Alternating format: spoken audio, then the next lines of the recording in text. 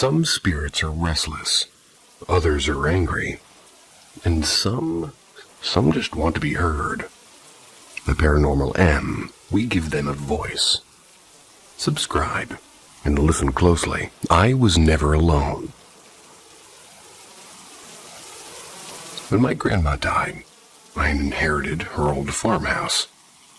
It's a beat-up place, way out in the middle of nowhere. Creepily quiet. My parents moved us out when I was like 5.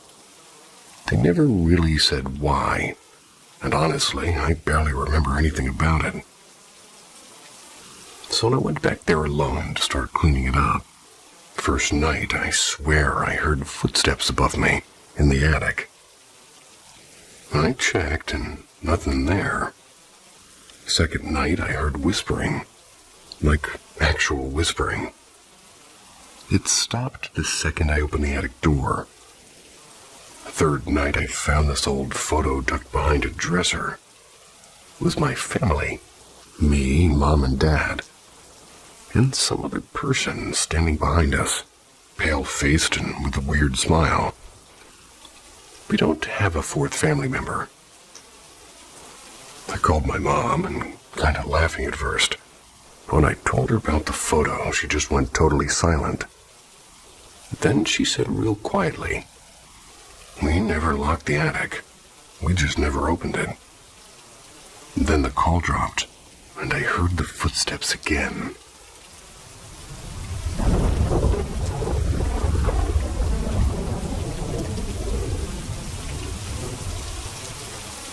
Ask Reddit. I lived in an old World War I military officer's house. I was with my family, and this house was built at the turn of the century. It was big and drafty, so it was full of creaks and groans. But I was not one to buy into the supernatural. One night I was at home alone sleeping.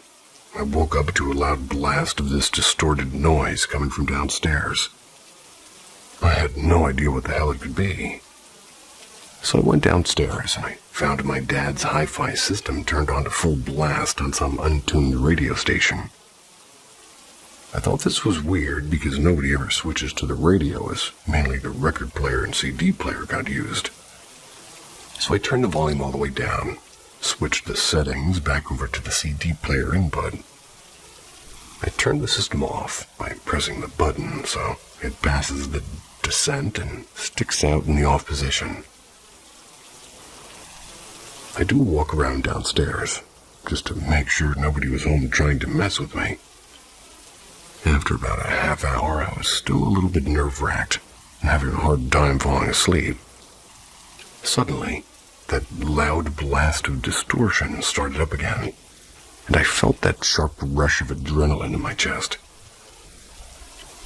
I hesitated and I came to terms to what could be down there. I headed down the stairs slowly. Sure enough, the radio was switched back on with the volume to the max, tuned to some whacked-out station. I said out loud something along the lines of, "I know you're here and trying to tell me something. I just want you to know that I respect you and the house. I don't want any trouble, and I don't want you to harm my family." I proceeded to unplug the radio and I went back to my room. Pretty much waited until morning. And from then on, never happened again. Moved out not too long after. But I kind of get the whole supernatural ghost thing now.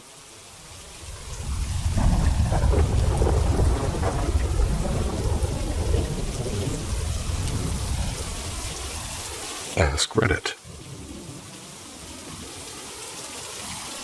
One time, me and my friend were in our car late at night. It was after a Whataburger run. Whataburger. It was about 3 a.m. and we're chilling, eating in the car and joking around. Don't ask why we were up so late. It was sophomore year of college and we were pulling an all-nighter for Lord knows why. But anyways, we pull into her apartment complex. Park perpendicular to the forest surrounding majority of her complex. As soon as I put my car in park, I felt everything go cold. And I promise you, I felt something in the air. Keep seeing this thing move in the forest out of the corner of my eye. I think it's just the wind in the branches. Finally, I'm like, the fuck is that? And so I look closer, and it's two huge yellow eyes staring out directly into my eyes. How is it that when I finally look harder, we make direct eye contact? This thing was staring at my eyes for a long time, I just know it.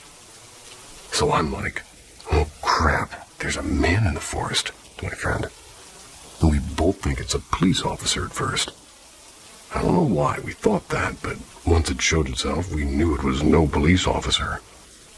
But then as soon as I made eye contact with it, this thing starts walking out very quickly, coming straight for my car. Keep in mind, my car was on, so my lights were on too. So this thing knew that I would see it coming. It steps out, and its arms and legs were way too long. Looked like a creature trying to be human, but just wasn't quite pulling it off. The proportions and speed of the movements was all just too wrong and off. I believe fully this wasn't a human with its huge and hollow yellow eyes. It never broke eye contact with me, ever, and I drove a small Volkswagen Bug at the time, which I know is a small car, but this creature was towering above my car. It was literally the boogeyman. The closer I looked at him, the more scary it got. The more scared I got, the bigger it grew. Its face was covered by what looked like, and I'm not kidding, a mask of a human face. But the thing's eyes were definitely its own. Finally, I snapped out of my terror, burst out of my spot so fast, and by that time he had made it all the way to the front of my car and was touching the hood. I wish I'd ran over it, honestly. But when I looked back in my rearview mirror to see what was going on, it was standing in the spot I'd just been parked in and waving and staring straight into my eyes through the mirror. Don't know what this was, and I've heard lots of things. I think it was a demon for sure, but that's just me.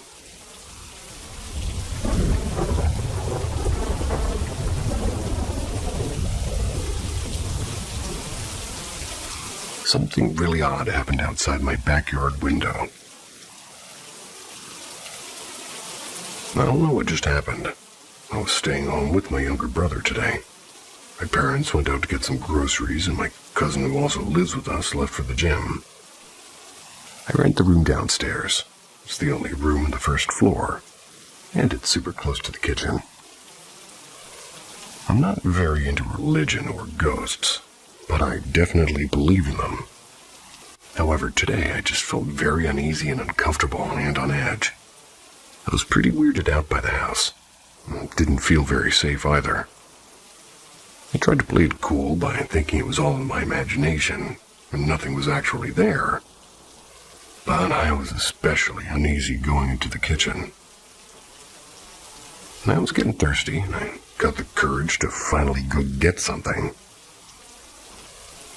Now, my kitchen has a big rectangular window right on top of the sink, which happens to be in front of the fridge. And this window has no curtains, so at night you really can't see outside. But outside can see you. I felt very uncomfortable. I couldn't take my eyes off of the window. I think that was because I felt like something was staring at me. Told myself I was just being silly and paranoid by being so scared, and turned my back to grab some ice. As soon as I did, I heard the loudest bang outside the wall and window. It sounded like somebody had took both their fists and punched the wall super hard. I immediately froze. Yelled my brother's name because I was afraid somebody was trying to break into the house. And he's 8 years old, so I ran to his room and locked the door so I could protect us, somehow, I guess, if we were getting robbed. I noticed the lock wasn't working, and I was barely breathing at this point, pretty much having a panic attack. I was terrified and immediately told him to call her mom and his iPad. I'd left my phone downstairs and I was freaking out. And here's where it gets creepier. We have a camera security system, 4 cameras in total. And one of them is outside in our little backyard, which is fenced in, by the way. And that was the only camera that wasn't letting them see the previous footage. And at this point, I told my brother to go with me. We hid in my room, which has a double lock, till my mom got back. I wasn't sure if this was someone or something, but because of the way I felt all day, I feel like something was trying to scare me.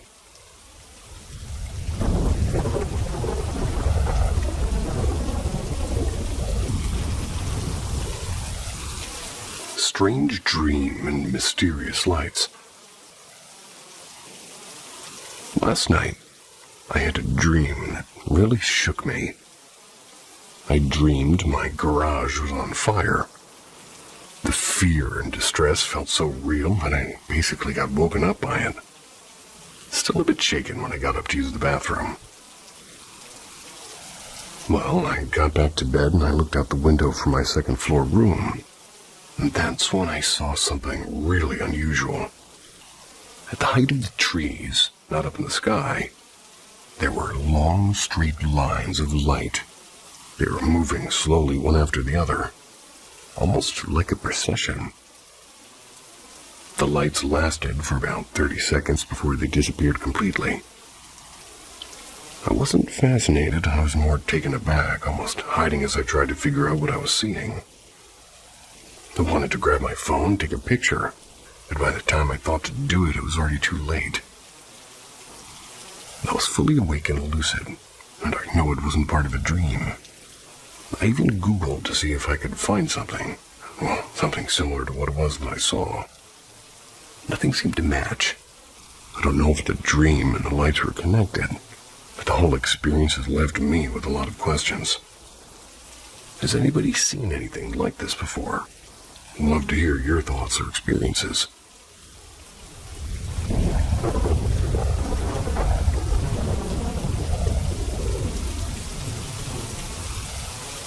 I used to have a friend as a child, but it wasn't really a friend. When I was around 6 or 7 years old, I had what most people would probably call an imaginary friend. But looking back, it didn't really feel like that at all. She wasn't somebody I played with. I didn't feed her pretend meals or make her part of games. She didn't even have a name. I just called her Girl. I don't remember what she looked like exactly. I think she was just white, like a white figure. Not really detailed. So I do remember clearly. It's like the feeling of her presence. She was always there, and sometimes she would watch me while I played. Sometimes it felt like she was talking to me, but not in a way I can recall specific words or messages. It was more like a quiet awareness that somebody was near me. But it wasn't scary, not at all. I never felt afraid of her. I stopped seeing her around the age of 10. I don't remember a moment when she left. She just wasn't there anymore. And interestingly, I never missed her. I didn't feel sad or confused, and it was like she had quietly come and quietly gone. I only recently told a friend about this. She suggested it could have been a ghost or a spirit, which honestly kind of shook me. I never thought about it that way. It's weird now to realize that she didn't feel like somebody I created in my head. I just accepted her being there like she belonged there. The strangest part to me is that she had no name and no made-up personality. I've also always been the kind of person that animals are drawn to. People have even told me I give off witchy vibes, or that I have a strong energy, whatever that means. Has anybody else experienced something like this, or a presence in childhood that didn't feel like a game or a creation of imagination, but more like someone who was quietly with you? If you're lucky, that's your animal.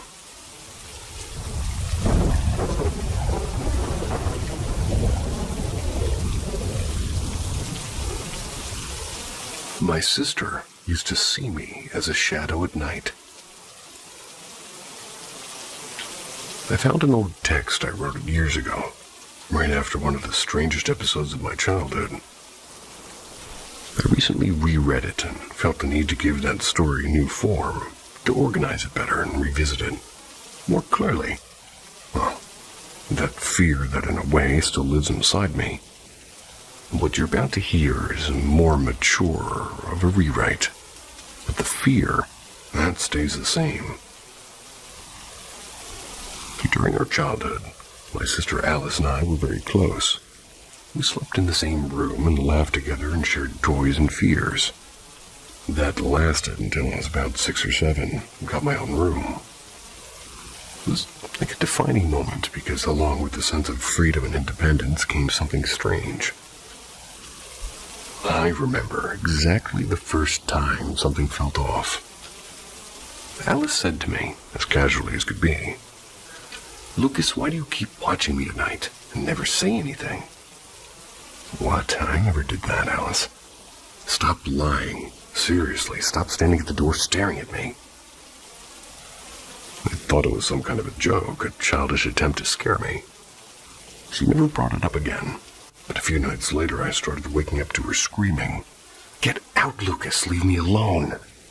And I'd been asleep, always asleep. At first, I tried not to give it too much importance. Kids have wild imaginations, I thought. But over time, it started getting to me. Why was she seeing me standing at the door?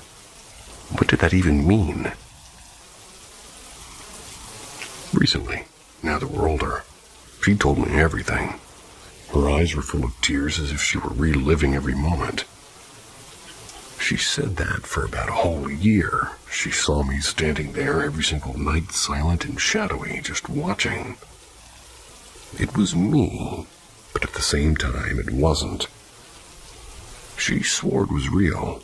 She said my body looked like it was covered in a dense shadow, as if the hallway light refused to touch me. I never responded and I never moved. I just stood there, a human silhouette with my face. The last appearance was the worst. "Get away, Lucas." "Nothing." "Seriously, stop it." Silence. "Get out." And the figure started walking towards her. She screamed for help and my dad rushed into the room and she was begging. "Dad, get Lucas out of here. He tried to attack me." And then came the sentences that chilled me to the bone. "Alice, Lucas is asleep with me." After that, the figure never appeared again. But Alice was never the same. She started sleeping with the light on, or in our parents' room. She said she developed a technique to turn the light off with her eyes closed, just so she wouldn't have to see me standing there. Even now, years later, she still says a prayer every night. And mind you, we're agnostic. But she doesn't sleep without praying, whether it's for caution or fear or trauma. And me, well, I still wonder what that was. I never saw anything. I never felt anything. But knowing that someone or something used my face to terrify my sister, it leaves me with an unease I carry to this day. Was something trying to pretend to be me, or did something inside me leave at night without my knowing? I don't have any answers, just chills. Some call it a doppelganger. Others talk about skinwalkers. Maybe it's just a child's imagination, but if so, why am I still afraid to look in the mirror at night? I just hope it was her imagination playing tricks on her.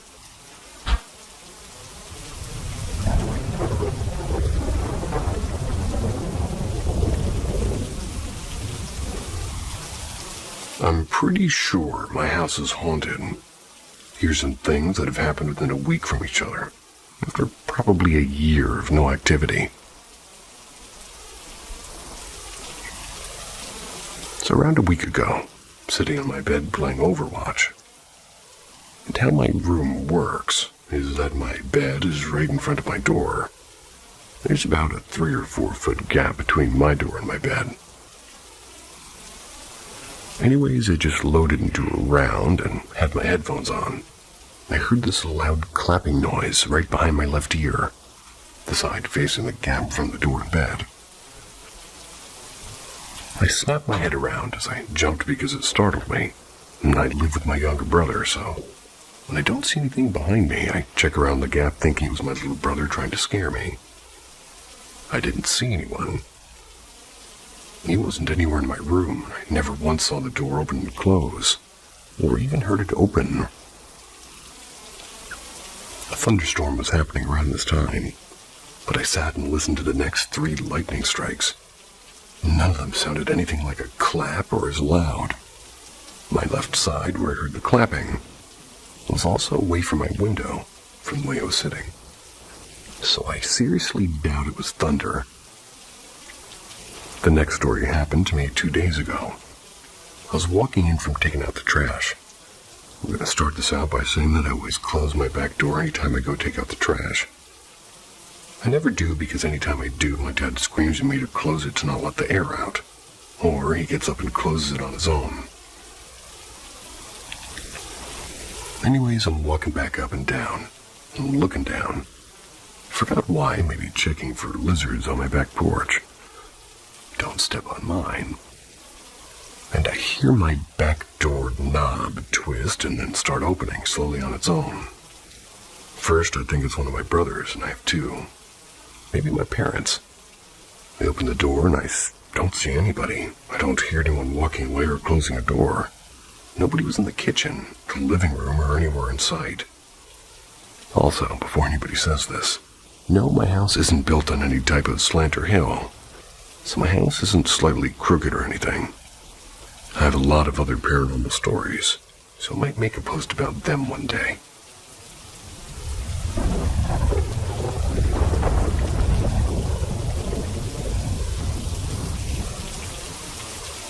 Weird walk. I'm an 18-year-old male, and I live in a small suburban city close to Warsaw. Today, after I finished studying, my dad advised me to go on a walk so I could sleep better. I'm a very active person, so I've listened to him and went out. It was around 8:30 when I left my home.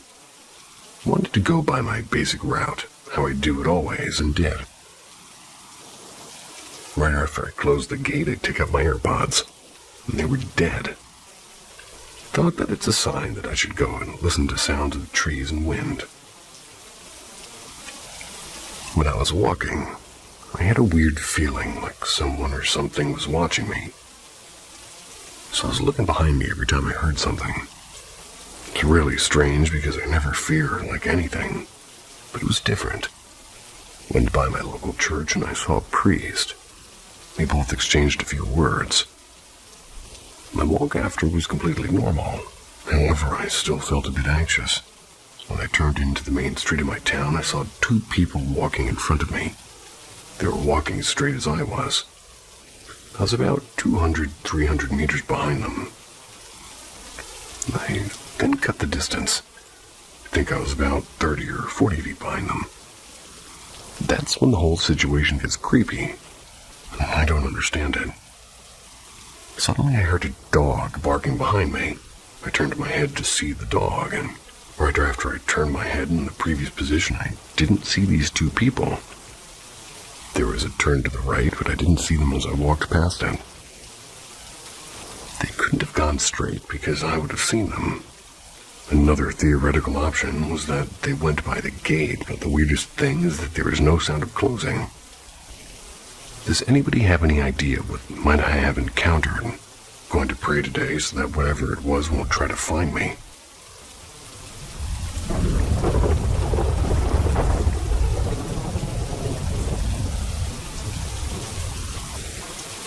The mirror sight.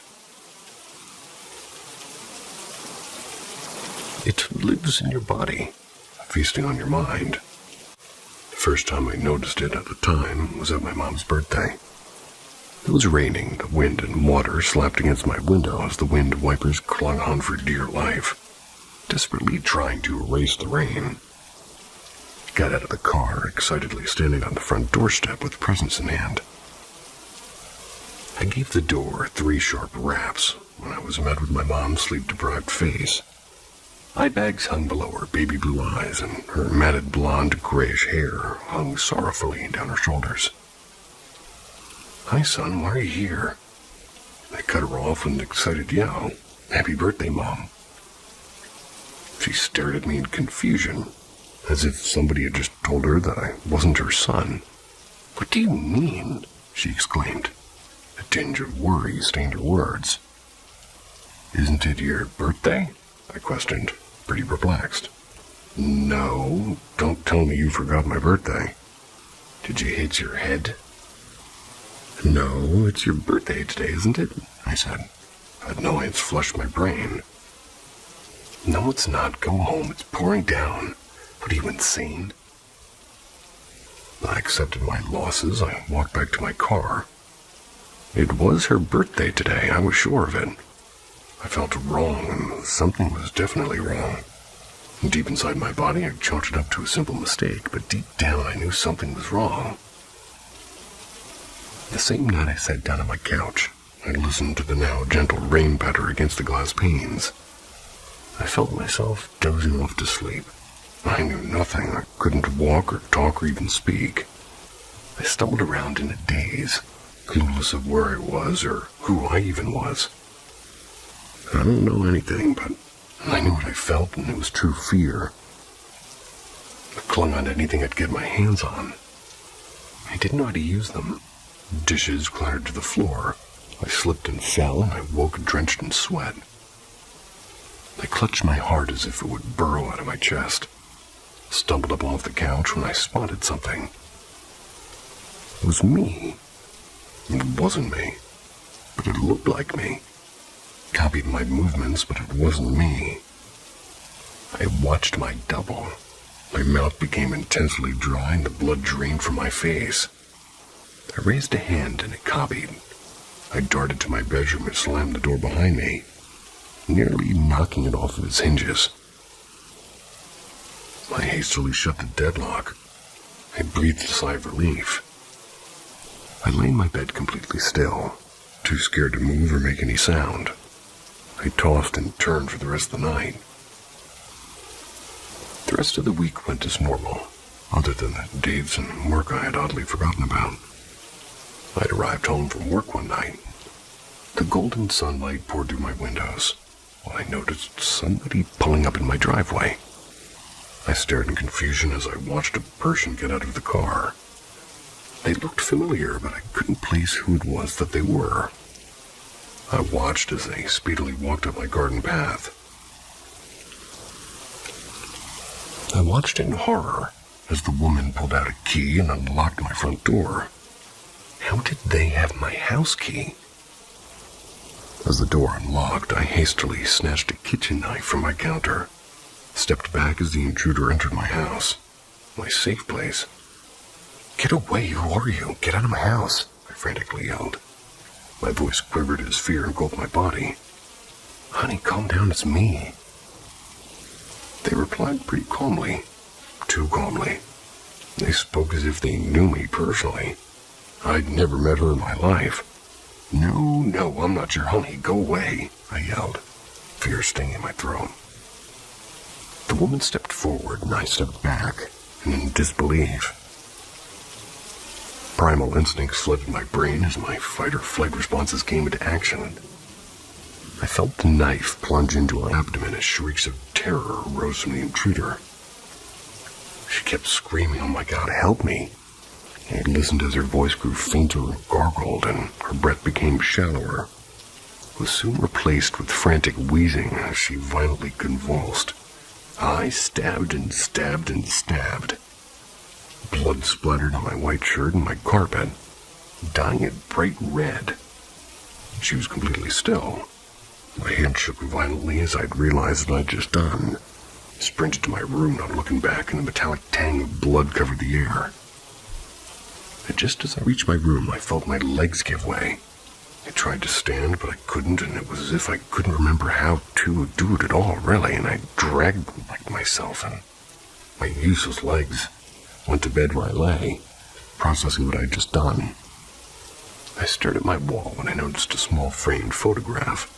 It was of me and the woman. She was in a beautiful white dress with thin cloth covering her face, and I was standing next to her in a black blazer.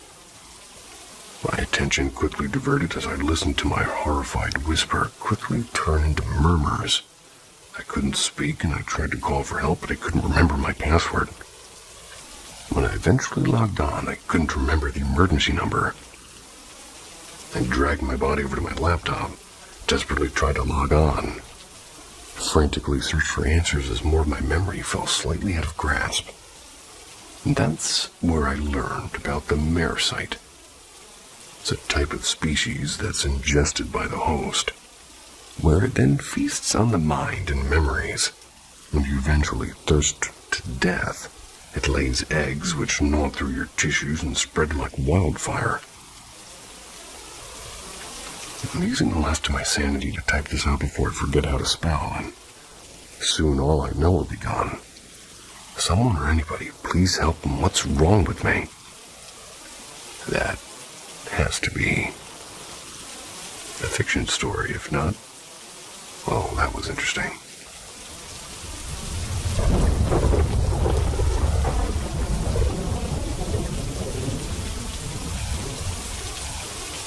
Am I overthinking, or is there a spirit in my house?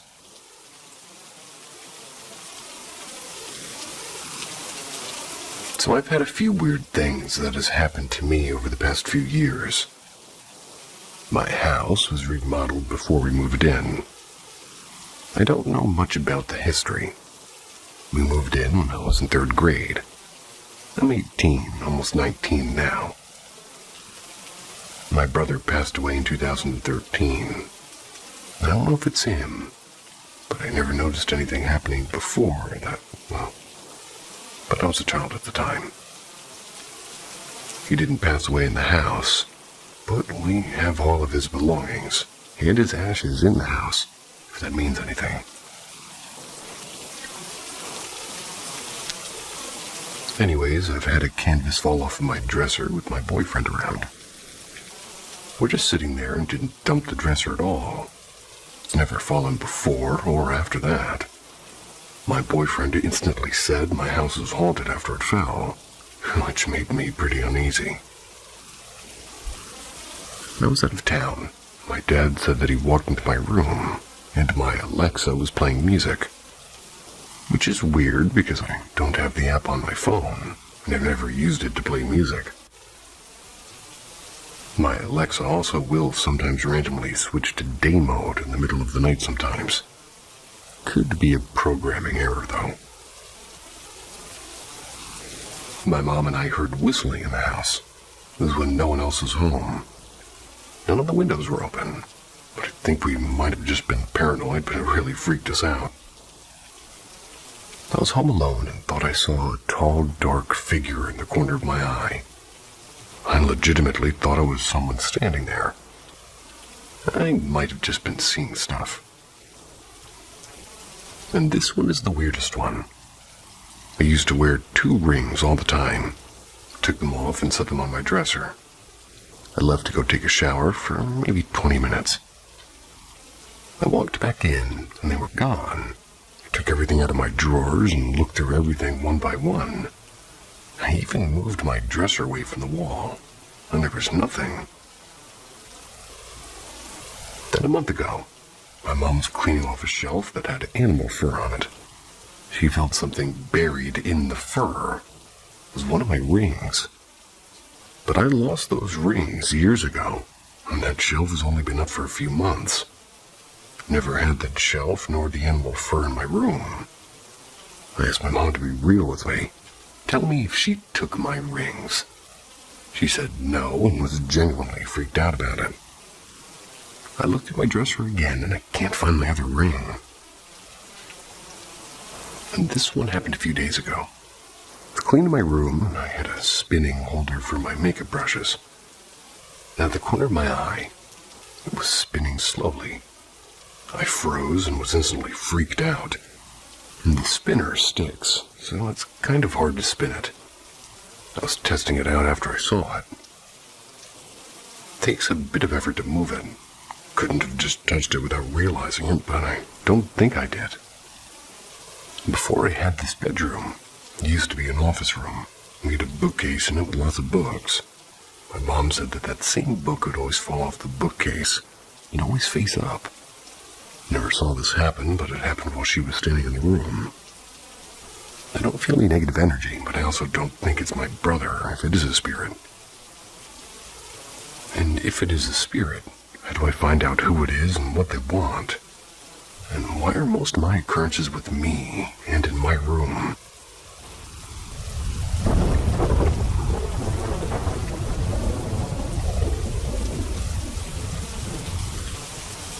My household ghost talked to my niece and daughter. I, a 25-year-old male, moved into a new house in November. I'm renting, so I have a 12-month lease. And honestly, I love the house, but there's definitely something paranormal here. It started with small things, like lights flickering and my bedroom light turning off when it wasn't even touched. I chalked it up to electrical problems. Then, about a month into us living here, my 27-year-old girlfriend started saying she felt like something was watching her, and the house was creepy when she was alone. Allegedly. Excuse me. A few weeks after that, we started randomly hearing footsteps in our ceiling, like someone was upstairs. We would also regularly hear a singular knock on our front door every now and then, as though nobody was there. And also that light that would turn off in our room started turning off whenever we were getting dressed. Our cat started meowing at the ceiling in the laundry room every day, which is between our living room and the garage, and it also shares a wall with our bedroom. In January, I'm home alone with my 2 kids. S, a 10-year-old male, and E, a 6-year-old female. Back this up. Your son is 10 years old and you are 25. Alrighty then. Moving on. We were on the couch, which is on the opposite wall of our TV, when the TV was off. My son was telling my daughter and I a joke when suddenly, in the middle of it, the TV remote moved on the TV stand. It knocked over a Harry Potter wand to the ground. Our cats were asleep on the couch with us. It was unexplainable and freaked me out. The worst event was in March, during spring break. I had my niece, or a 6-year-old female, over spending the night. And her and my daughter E were in the garage, which we've converted to a playroom. They were playing games. I was on the couch inside the living room. My girlfriend was outside smoking. My son was at his grandma's house. Suddenly I heard my daughter yell, "Yeah?" I didn't respond because I didn't say anything to her, so I thought she was talking to R. Then my daughter and niece both ran into the room and asked what I needed because they heard somebody call to them. My niece said it sounded like my mom. From her perspective, you know. I told them I didn't say anything. Nobody said anything, and they both explained to me that they definitely heard someone say both of their names, and to tell them to come here. They said it sounded like a whisper, but they were convinced it was my sister's voice, ours mom. I immediately called my sister and explained this to her because I was shocked, and these 2 little girls were both so sure of what they heard and were so scared that they wouldn't go back into the garage, or even go to get their shoes and toys. This is not the first time these girls have talked to the paranormal, unfortunately. My sister and I moved very close to each other in 2021, and I moved into my house first. The girls were 2 at the time, and my daughter didn't speak for the first 3 years of her life. But I caught her on the baby monitor talking to her ceiling in babble talk almost nightly. My niece spoke perfect words, and when they moved into their house, I watched my niece at my house while they moved their things in. A few days later, My niece told my sister and I that the demon that lives in my house came with her home to her new house. She explained that he got into the car with her and came home with her. This whole thing freaks me out.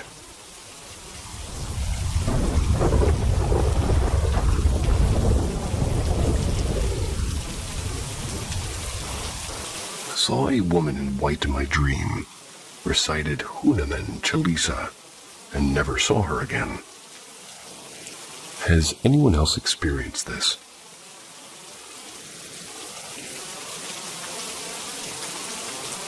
I'm originally from India, but currently live in Mexico. A few months ago, I had a really intense and strange dream that I can't shake off. I wanted to share it here to see if anybody else has had something similar happen, either in dreams or in real life. In the dream, I entered my bedroom like normal, but suddenly I saw a woman standing there in white clothing with long hair. Her presence felt off and eerie and heavy and disturbing. Instinctively, I lunged at her, trying to kind of drive her out or to confront her. But as soon as I did, she repelled me with some kind of a force, almost like I got quote-unquote yeeted, which somebody told me means thrown. Yeeted, like a baseball, straight into the wall. I physically felt the shock in the dream. At that moment, I don't know why, but I started reciting the Hunaman Chalisa, a Hindu devotional hymn known for protection. And as I kept chanting, I felt something shift, like I was gaining strength or protection. I launched at her again with this newfound energy, and this time, I somehow managed to push her out of the room to the window. I either threw her out or we both fell out. Not entirely sure. But as soon as that happened, I woke up. And here's the strange part. Since that night, I've never seen that woman again. Not even in other dreams. My house has felt normal and peaceful even. No lingering energy and no weird feelings. Has anybody had dreams like this, where you fight off a spirit or a ghostly woman in white? And has anybody used a mantra, like Hunaman Chalisa or otherwise, in a dream to protect themselves? I'm just trying to understand whether this was some spiritual experience, my subconscious, or something else altogether. Any insight or similar stories would be appreciated. You've all heard many. I'll never get used to that word.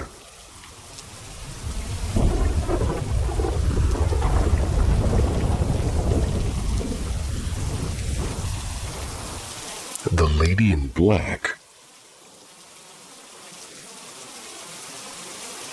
Still to this day, when me and my cousin talk about that night, we still have no clue who or what she was. Any ideas on what she was, or if she was just some high homeless person. But here's what happened. My cousin and I had snuck out from McDonald's, our own little rebellion. Two teens hungry for 99p burgers. The walk to McDonald's was a little bit far, but we didn't mind it. The night was warm and beautiful, so we just walked. We were talking and laughing, and after we arrived at the McDonald's, finished our burgers, we decided to leave and head home. Walking the near empty streets just after 4 a.m., our voices low, feet scuffing along the pavement. That's when we crossed the road toward the tunnel walkway near Tesco. We were about to step forward into the mouth of the walkway when we both stopped at the exact same time. There is a house just off the path. A narrow, crooked walkway led up to it, and in the front window, a cat sat staring out, perfectly still. We had seen this cat many times before. He would always approach us on our late-night walks around this area. This was the first night that he didn't approach us, though, so when we saw him in the window, it made sense. He's just in his home, I thought. His eyes caught the streetlight just right, glinting gold like coins, Something about it felt odd. Not wrong exactly, but not right either. We noticed only one street light on. He thought that it was weird, but it was a dodgy town, so he didn't think much of it. And when we saw her below the streetlight, a woman in black standing at the bottom of the house or flat. She was tall and unnaturally tall, lanky, like her limbs didn't quite belong to her. Her clothes hung off her like smoke, loose and shapeless. Her head was tilted slightly forward, as if she was watching the cat too. Or maybe she wasn't watching it at all, but maybe she was waiting for us. At first, we thought it was some random drunk staring at the big cat. She hadn't moved, not even a twitch. And then she did.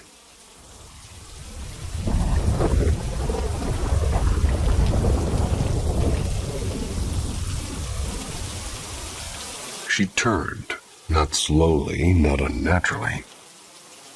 Well, not naturally. She spun around in one smooth, unnatural motion, like a puppet on a string, and her face locked onto ours. Her eyes were shadowed but fixed, her expression blank, yet somehow furious. Her skin was pale and too pale, stretched too tightly across her cheekbones and pointed chin.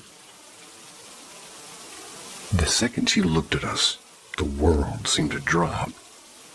A coldness slammed into my chest, sudden and bone deep. My skin prickled and every hair standing on end.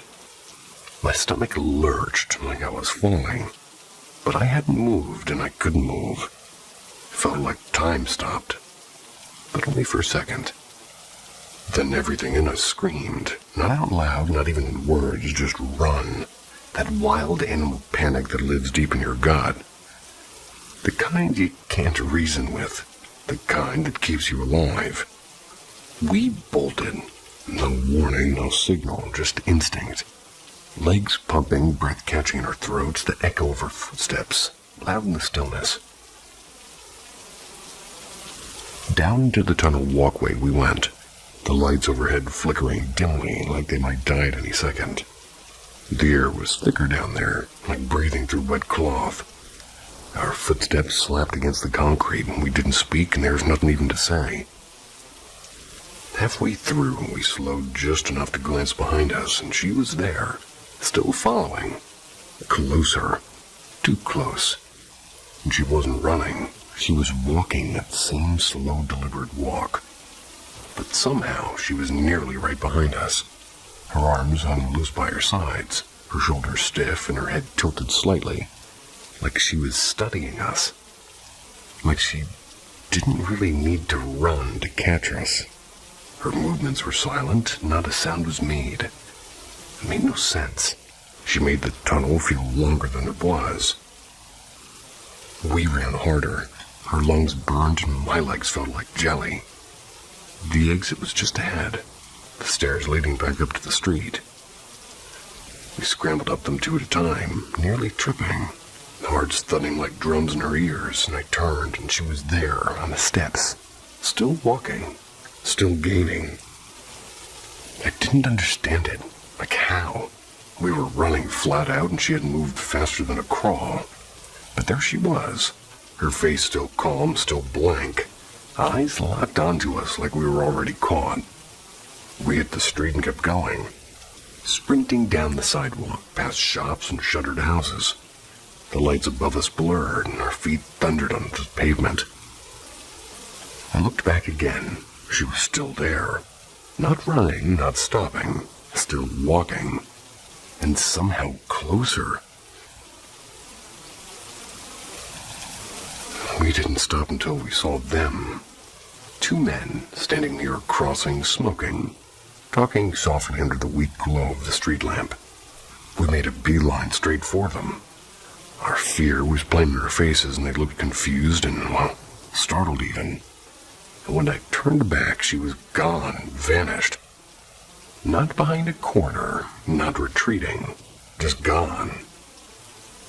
We wanted to chalk it up to her being somebody that was high or something, but I couldn't explain the fact that she had just vanished. Well, she got too high. But I swear it didn't feel like she'd left. It felt like she'd just stepped out of sight, like she was still nearby and watching, just out of reach, waiting. And even now, when I pass that street, or see a cat staring from a window, I get that same cold twist in my stomach. That pressure in the air, that feeling that something unnatural is near, that if I turn too slowly or blink too long, she'll be there, still walking, still catching up.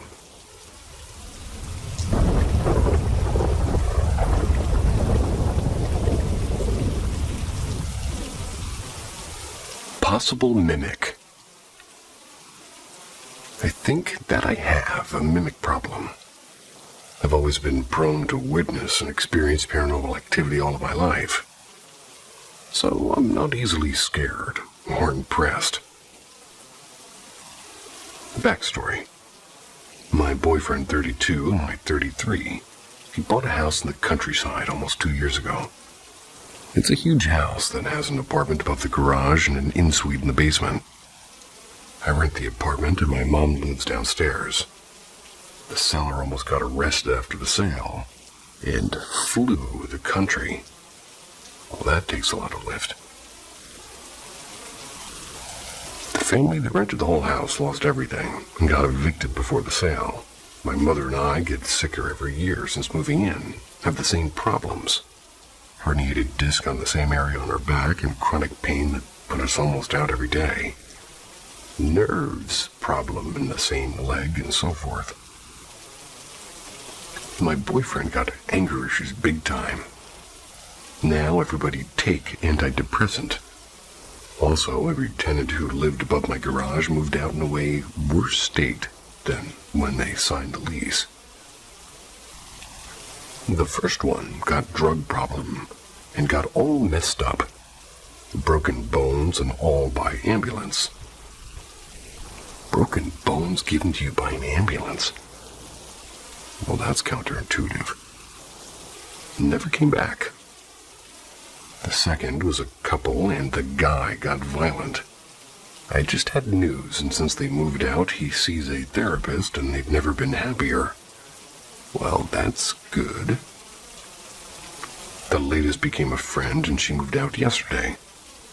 It's not a real apartment, it's just 2 rooms with a private entry and complete bathroom. Close enough. Usually, tenants take the room that's right above the garage as their bedroom because of the toilet that is annexed to it. Fancy. Well, my friend took the one that is more on the backyard side. She's scared of the other one as she heard things and just didn't felt right. Once she went to this room to open the closet and fell just pure rage. It ended up with the police, and if it wasn't for me, she would have ended up in the psych ward and the baby taken by CPS. She almost beat up her boyfriend, !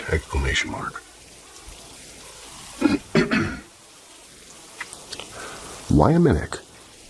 Last week I was in the chicken coop that's in the garage. I heard my mom calling me and my boyfriend's names. It was as if she was right beside me. She was on the other side of the backyard in the garden. She was confused when I asked her what she wanted because she never called me. I already did do cleansing in the entire house. Every spell jars I make don't work and just broke or get moldy. I practice witchcraft and I've been for many years. I think whatever haunts my house has been there long before me. I think it eats the people, housing of hill house style, that we are less touched by it when there are tenants renting the rooms above the garage. Want to get rid of it. I tried speaking to it and it didn't do anything. I have a new tenant and this one is an old boomer that had a rough life. I think he's going to cause many issues. Or the opposite. Might be the opposite.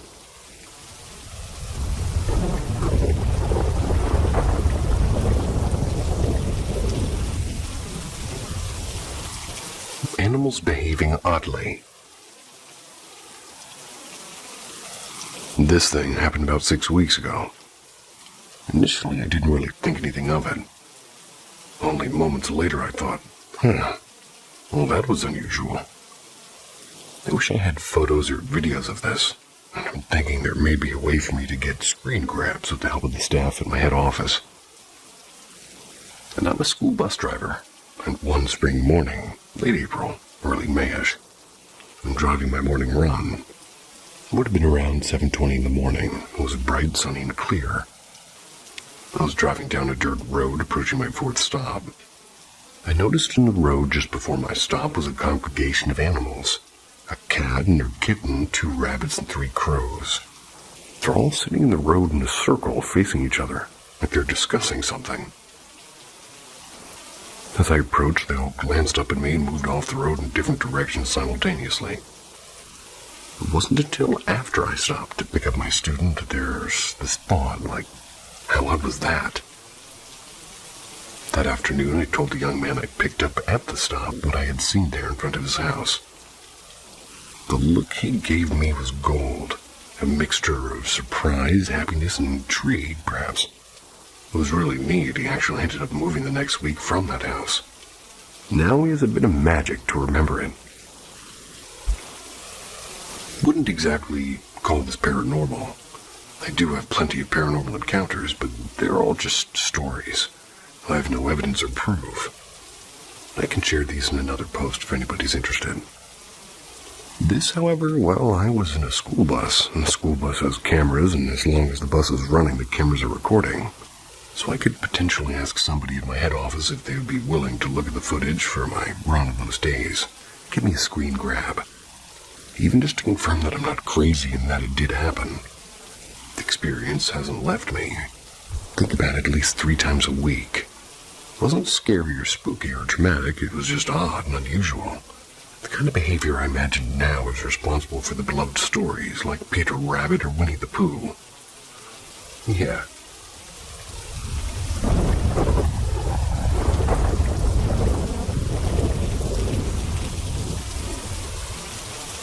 I got summoned to purgatory last night as a guide. I don't normally dream.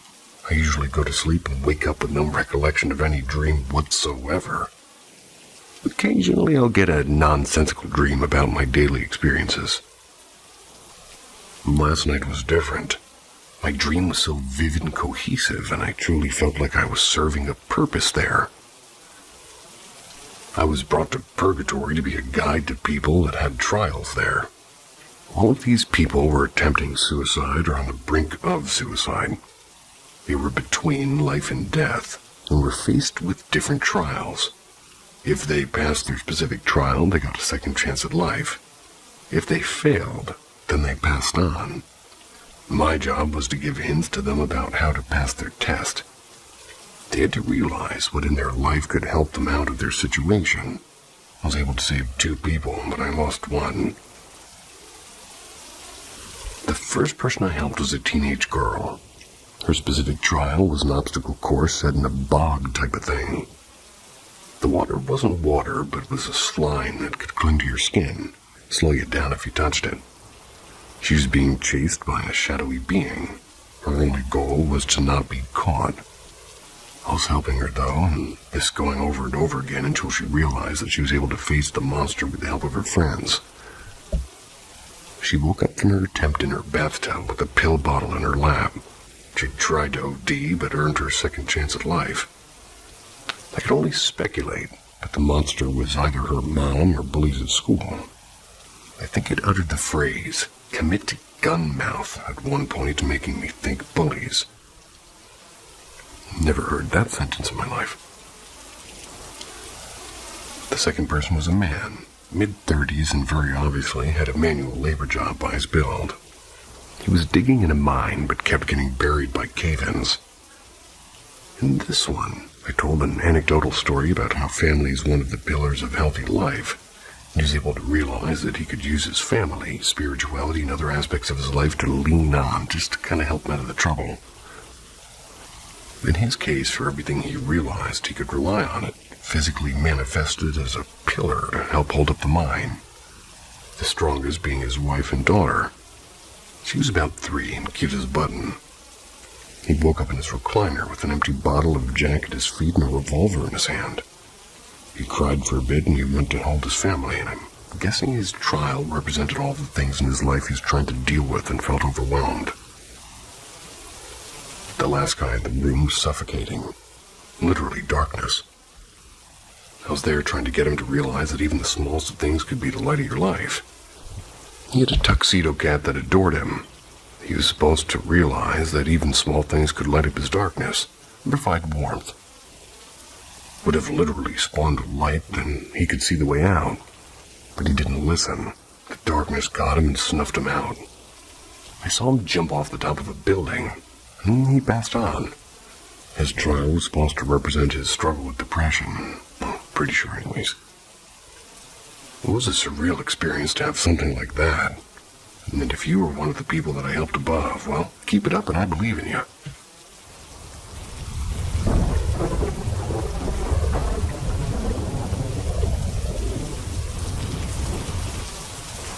I feel a bit paranoid after my last time going into the woods. I don't know if I'm just overreacting or not, but I am a bit spooked. For context, I'm a young woman who lives in the Ozarks. I've always enjoyed hiking and being in the mountains. I know there's folklore and spooky stories surrounding the region, even including mentions of cannibals and cryptids. But I personally have never really felt fear in the woods until recently. The end of my yard is where the woods begin, and I'm not unfamiliar with the land. I've spent hours out there. There's a few small walking paths from, I'm assuming, hunters or people who go back there to fish. The other day, however, I felt so off about my walk. I felt watched, like something was behind me or perhaps next to me in the trees. I just couldn't see it. I went past the gate and into the woods regardless, telling myself it was normal instincts. Birds watching me constantly when I'm out there. I was only a few steps in and climbed up the deer stand out there to calm myself, thinking that being up high would ironically ground me, if that's the type that's kind of a ladder and you attach it to a tree. However, I started feeling something tapping on the metal ladder. Thought maybe it was nothing but my imagination, but I heard it over and over again, tapping in silence and then tapping again. Couldn't figure out what was causing the noise. I just felt weirded out and went back to the gate and turned back into my yard. But I heard a twig or a branch snap. Nothing in sight. Maybe it's some animal. I've had encounters with deer, though. When they spook, I always hear them running after. The ground's covered in crunchy leaves. So I hope it's just a small animal that I wasn't able to really hear flee. I felt pretty spooked and quickly headed back into my house. The night after, I had a vivid nightmare about being chased by something I can't fully describe while alone in the woods.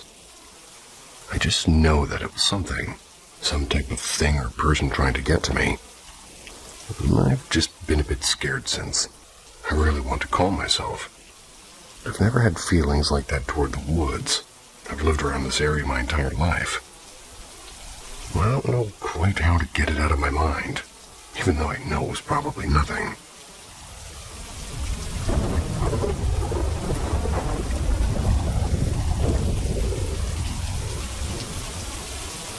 It's been a year. A little backstory.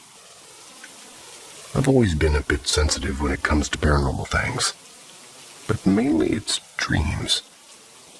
Over the last year, I've become scared to walk around the house at 3 a.m.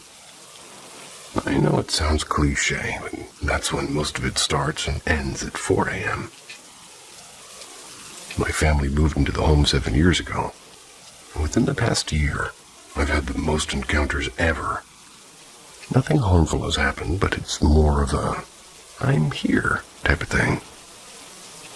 It first started when both me and my husband heard something talking. Nothing was on, and we assumed it was one of the kiddos' iPads. We went back to sleep and were wakened by a loud boom, assuming something fell. Ow. There was nothing. So it's been months at this point. I have an art studio downstairs, not fully a basement due to the design, but I take a break to use the half bath. Out of habit, I close the door. And then I heard 3 knocks at the door. Assuming it was somebody, I opened it quickly. Nothing was there and everyone was asleep. Maybe I shouldn't have opened it. And my house was built in the 70s, so you can hear creaks on both sets of stairs. No evidence because you would have to run fairly quickly. Weeks later, you can hear voices and sounds like 2 people are talking, but not loud enough for you to make out what they're saying. When approaching, it goes away, and again, nothing that could have done that. My husband said it sounds like a video game playing on an iPad. You can hear it, but not make it out. No iPad or electronics were on to even play something.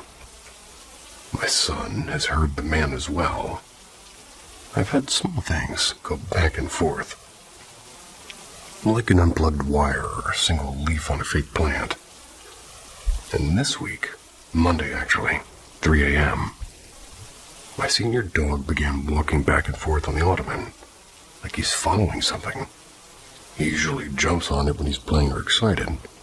No tail wag, just going from end to end and calling his name. Still did it, so I decided to get up and let him out, and he didn't potty, so we went back in. He then laid with me, and by that time it was close to 4 a.m. I'm not sure who or what it is and why, and I believe it's a man and a woman. I sense a woman, while the man is only felt when they're talking to each other. My husband's childhood home was haunted, but he chose to ignore it. I can't. I don't want to make things worse, but it does freak me out at times.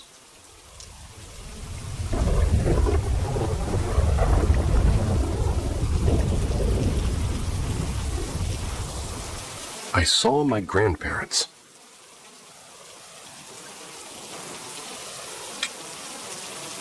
All right, here it goes. So far, I've only told a few people because I was around 11 when I had this dream. A little backstory for my grandfather on my dad's side. His dad got sick and passed when I was 5. Now, fast forward back to age 11, and I had a very vivid dream, standing outside of my grandparents' house. The front door opened and it was bright and, well, unnaturally bright. In the door frame, I see my grandfather and grandmother. They look at me and then embrace each other. After the embrace, they walked further into their home and the brightness was gone. I woke up and my mom's sensitive to these types of things, so I told her my dream and explaining details and what they wore and hairstyles and facial expressions. They were younger, I'm guessing around the age that they moved in that house. They had 10 kids. Yeah, 10. But it was the 50s and 60s, east side of Detroit. My mom believed me and I just went to school. A little shaken up about the dream. Like, why did I have this dream? Unfortunately, I found out after school. My dad called me and his voice was cracking, telling me my grandmother passed. I could almost drop the phone, but I knew my dad needed me. So we talked for a few more minutes and exchanged I love yous and hung up. At the funeral, portraits for her throughout her life were all over the room. Pictures I've never seen. Spent time with my grandma, but not that much at her house. The one that stood out to me was the picture of my grandfather and grandmother. They were wearing the same clothing as in my dream. I was questioning myself. Maybe I remember seeing a picture or how my grandfather looked. I couldn't describe him before that dream, yet after I could name all very detailed features. Even then, why did I have that dream that night? And why were they both in it? All the same details as a picture I'd never seen.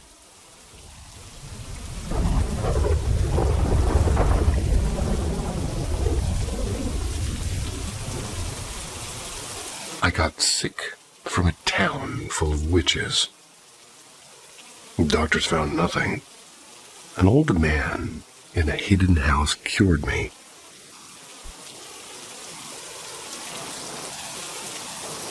My stepdad's side of the family is from a province I won't name for obvious reasons. People there are different. The place has a reputation. Locals say that there are Mankukulam living there. Folk witches, both good and bad. Everyone in the area is careful about how they act, and what they say and who they look at. Even my stepdad warned me. Always be respectful and never let your guard down. Anyway, we went there for a short visit. One afternoon, I bought a sealed bag of chips and was walking and snacking when I felt somebody behind me blow air directly at the back of my neck. It wasn't just wind, it was like somebody exhaled on me. I turned around, no one was there, and just a few old houses and quiet streets. I brushed it off. A few hours later, I started feeling really weird and dizzy and heavy. I lost my appetite completely. My sense of taste disappeared. I couldn't enjoy food and couldn't sleep well. Just felt drained. My chest was tight, but no fever. We went to a hospital the next day for blood tests and vitals, and everything came back as normal. Doctors told me I was fine. Maybe just stressed or tired. But I knew something was wrong, and I felt off, and I wasn't the only one who thought so. My stepdad immediately took me to somebody he knew. An old man who lived in a hidden house far from the center of town. No signs, no lights, just a path locals apparently already knew. And this guy was quiet and calm. Didn't ask questions, just told me to sit. Placed his hands on my head and muttered something in a language I didn't recognize, then blew gently over the top of my hair. And he handed me a small shot of some kind. Some bland-tasting oil, and told me to drink it. I don't even know what was in it, but I followed along. Nothing happened instantly, but about a day later I started feeling normal again. Appetite came back and taste returned, and the fog in my head lifted. Whatever that old man did, spelled prayer or placebo, I don't know, but it worked. I'm not saying I believe in kulam or spirits, but I can't explain what happened either. I just know that something invisible messed with me, and science didn't catch it. Be careful out there, especially if you're visiting places with deep-rooted traditions. Some things can't be explained, and sometimes the old ways still have power, whether you believe or not. I'd let that guy blow on my head. Just wouldn't be any air.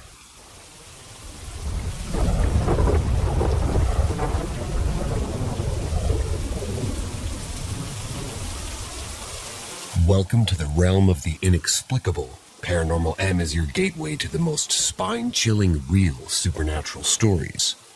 Subscribe and enable notifications to keep up with our latest discoveries and encounters with the unknown. Shadow person followed me from Warsaw. I went to Warsaw for work in November of 2019. I met a girl and we kicked some stuff off. After ending up in my rented apartment going to sleep, I woke up around 2:30 a.m. to find her packing her stuff, which was on a chair in the bedroom. She walked to the door and I started asking her, "Where are you going?" Thinking maybe it wouldn't be a nice move to just try and walk out in the middle of the night. I couldn't see much detail since it was dark in the room, just the black silhouette of the girl. She then walked to the door, but stopped and turned toward me and seemed to proceed to just stare. I started calling her name, thinking she's sleepwalking, until I hear her in my right ear. Looking over, she was still next to me in bed, slowly waking up. I looked back at the girl I saw, and she was still there too. I freaked, lunged to the lamp in the bedside table, turned it on, and she was gone. I've been told about sleep paralysis, but the thing was, I could sit up, move, and think clearly. Now flash forward to the start of 2020. I was back home in Almere. a city close to Amsterdam. And ever since I moved into my new place, I hear footsteps around the house. Once, while on a video call with my colleague in my quote-unquote office on the first floor, right across from the staircase, I could hear someone or something bolting up the stairs, straight through my headphones. After half a year, it didn't bother me anymore until 2 weeks ago, when my current girlfriend was here. Not the girl from Warsaw, by the way. I had the same experience I had in Warsaw. This time, however, I thought more clearly and I grabbed my phone. I turned on the flash and I aimed it at the figure. When pointing at it, it was gone. I then moved the flash away and I could see it again. This really boggled my mind. The figure then seemed to bow down, I believe, but proceeded to go downwards until it just disappeared into the floor. Every now and then I find chairs moved. I wake up next to the sound of my office chair rolling, and I still hear the footsteps.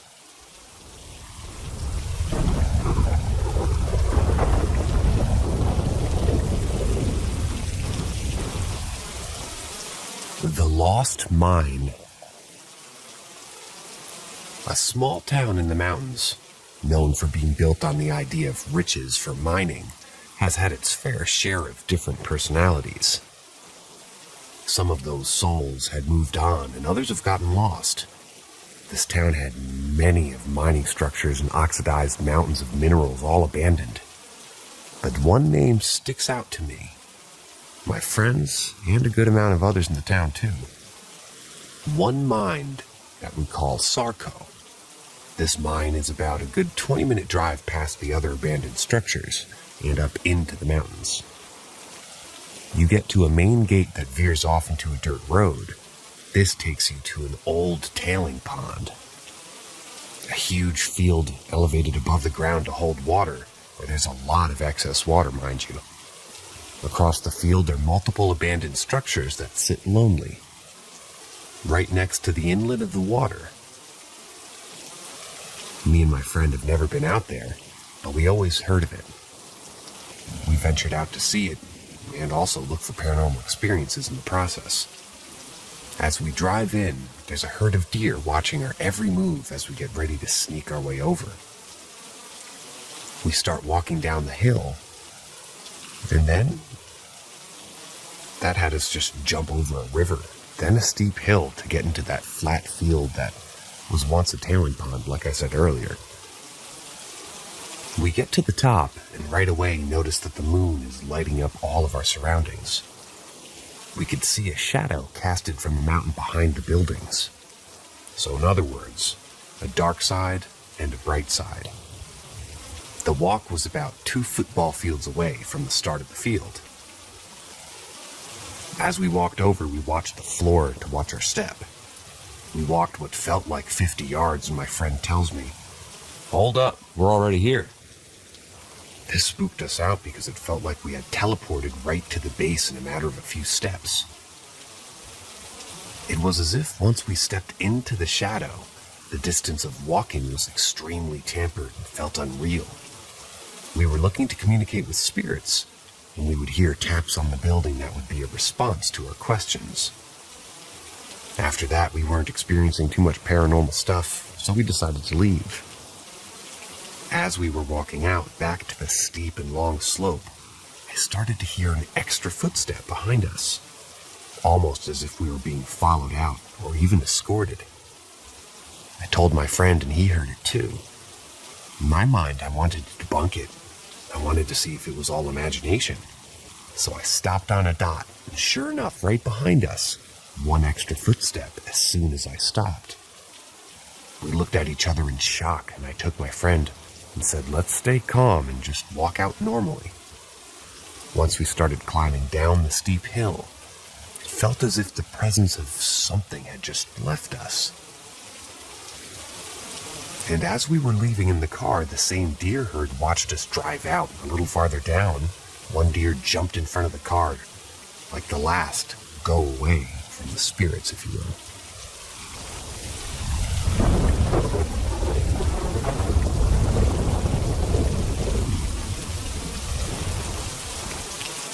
My creepy dorm room. I had an uneasy feeling after my parents left me in the dorm room this past September. The first few weeks were uneventful, no trouble sleeping.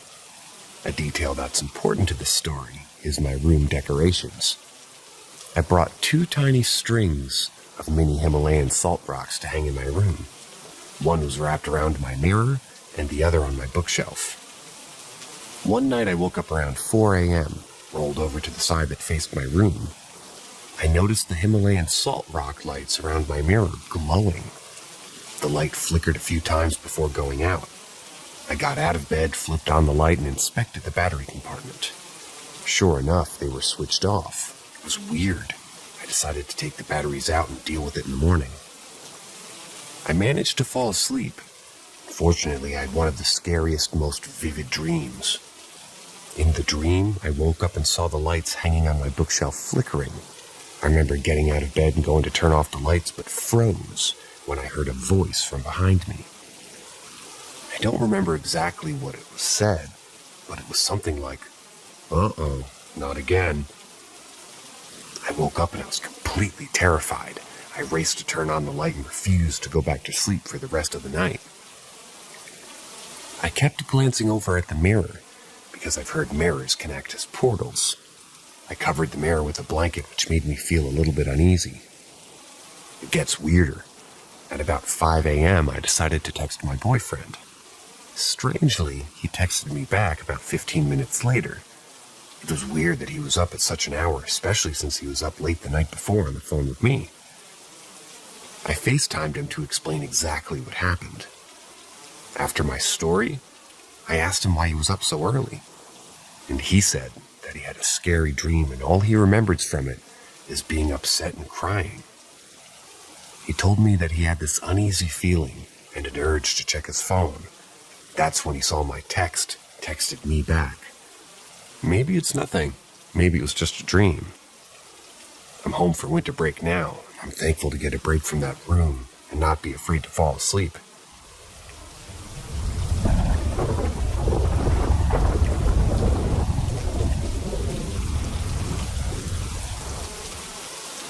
A strange light keeps stalking me. I've always believed in aliens, despite never encountering any myself, until one night in July.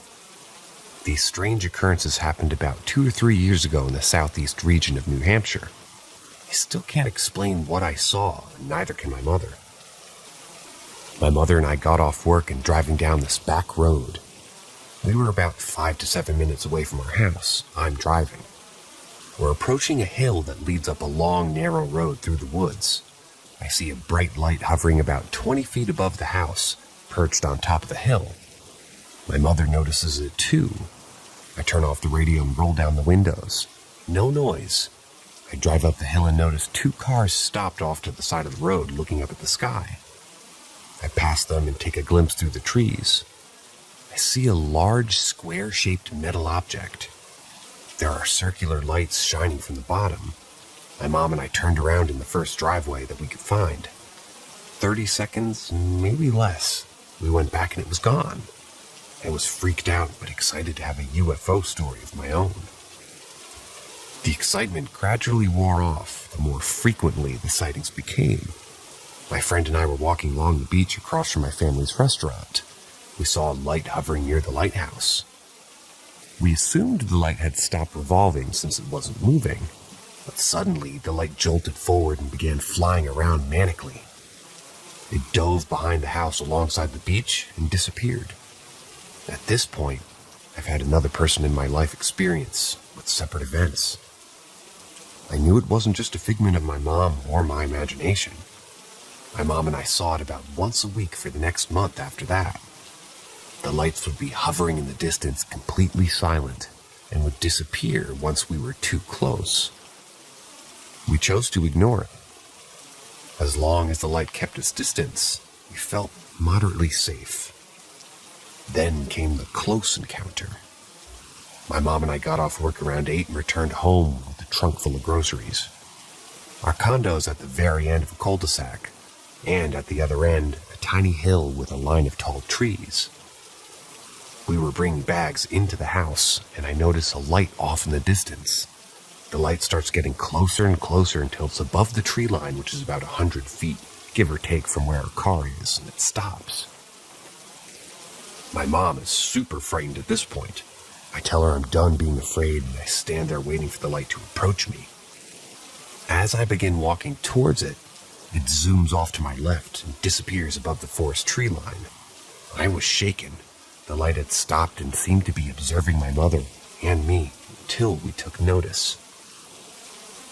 Since that summer, we've never seen it again. I guess we don't really expect another time, but we just chalked it up to maybe being a drone. We've tried to explain it, maybe a helicopter, but there was no noise. A plane wouldn't stop moving. But a drone, maybe. But that still doesn't explain the uneasy silence. We began to think it was trying to abduct us. Or maybe it already had, and we just have no memory of it.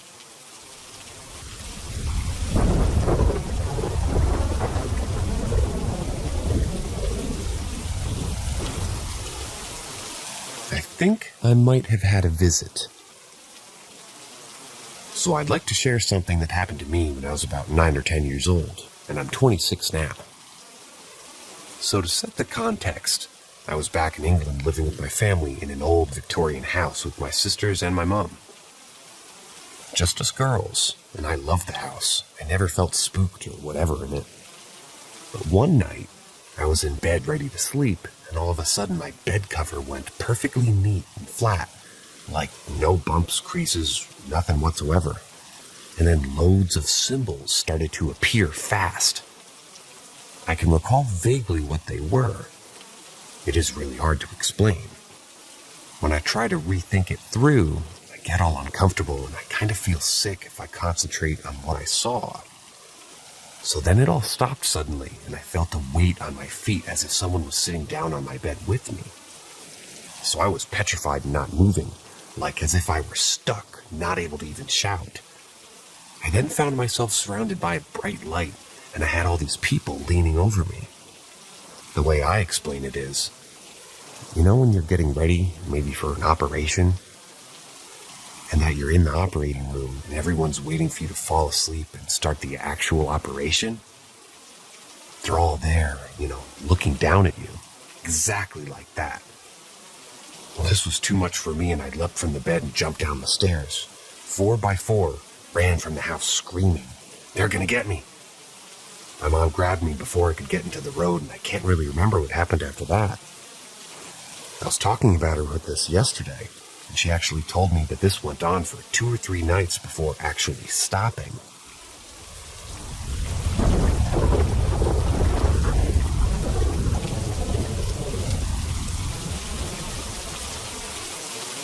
The hole in my room. My house has had portal problems for as long as I can remember. We don't have a haunting per se, since we believe it's a vortex of some sort for spirits and entities to cross through, so they come and go. But most stay a while before leaving, if they ever do. There's a cemetery up the street that I frequent often, and we speculate a possible connection between the two. I decided to compile a select few stories from over the years in case it may be of interest to someone, because it sure as hell interests me. My chest was getting very tight just typing this out. I'm aware I over-explain things, but I think I'd rather provide more information than needed rather than less. Obligatory, I'm on a mobile, so sorry if any formatting issues occur. You know the drill. Background. My siblings, a 27-year-old male, a 24-year-old female, and I, an 18-year-old female, were raised in the same house since birth. My brother has since moved out twice, while my sister and I remain at home with our parents. We're all pretty intuitive and sensitive when it comes to energies, particularly my sister and I. Ever since we were young, we individually decided that there's some sort of portal in our basement, which is now referred to exclusively as the hole. The hole resides in an unfinished part of the basement, which was used for storage for the first 22-ish years of my parents owning it. It's an odd indent built into the wall that goes from floor to ceiling floorboards, just wide enough for a person to stand in, behind where the wall would be if it were built right or straight, however you'd like to put it. It's in the far corner of the room, the only one not visible from the door. When it was storage, the room connected at the opposite corner from the hole to our laundry room, like the corners of the room overlapped and formed a high doorway between. Activity. Whenever I was young, for as far back as I can remember, I was petrified to go into the room.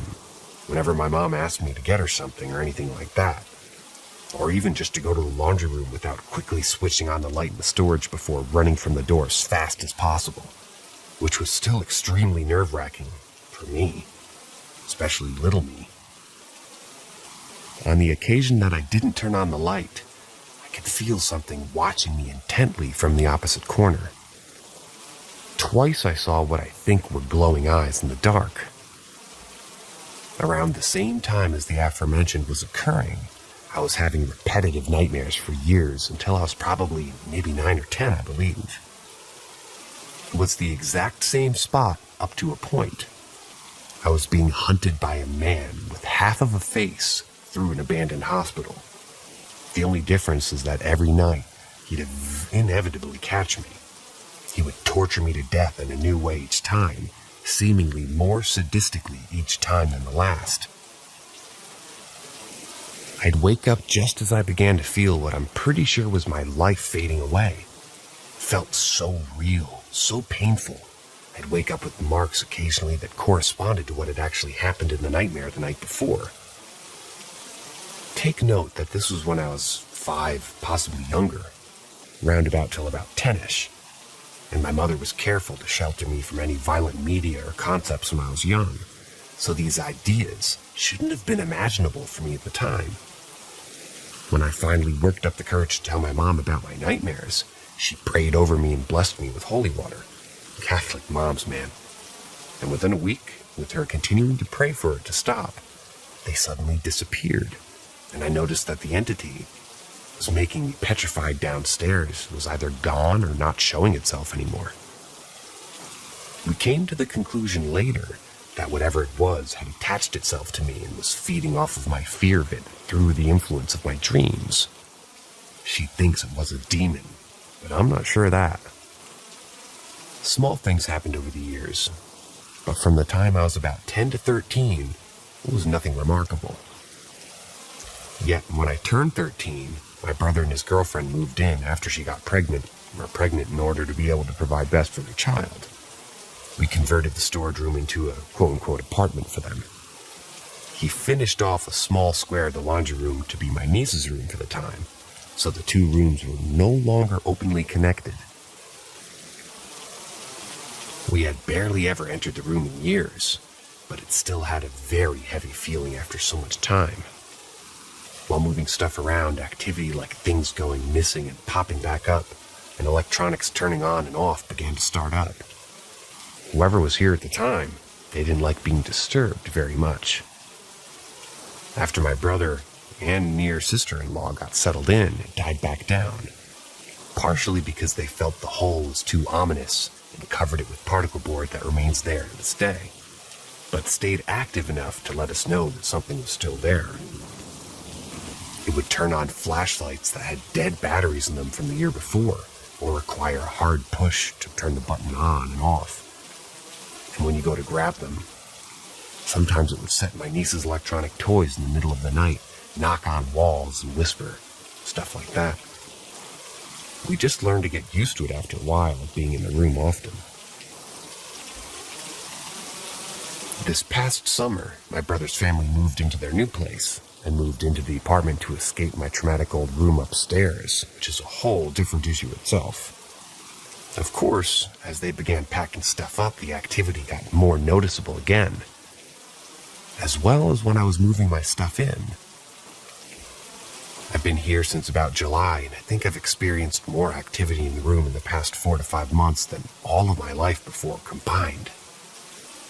I began not only hearing them and seeing their influence on electronics more and more, but sometimes seeing figures and seeing them interact with non-electronic objects, like opening and closing the doors in the basement when no one's looking. In the beginning, the first I saw was when I rolled over at night and glanced toward the foot of the bed, toward the hole, where I saw the silhouette of someone shoulders up for a split second. It didn't make me feel scared, but unsettled me for a moment, as anyone would if they saw someone in the room at night. The entities would listen when you talk about them in the house. We can tell. So I talked to my sister about it the next day and said something along the lines of, "It's kind of rude of me not to have a couch in my room yet. He could have just sat in the corner of the bed if he wanted." Well, the next night I came back from the bathroom, opened my door to a dim light of my wax melter, and I swear up and down that I saw a dark figure sitting on the corner of my bed before flipping on the light after a split second. Obviously there was no figure when the light was turned on, but there was an impression of a butt on my bed sheets, as if someone had just been sitting there. This confirmed that they definitely listen to what we say in the house, at least, but they seem to be more responsive when not being talked to directly. So it's easiest to just talk about it with my sister to influence their behavior. Every once in a while, I'll feel a new presence appear. One of the most noteworthy newcomers was a real dick to start.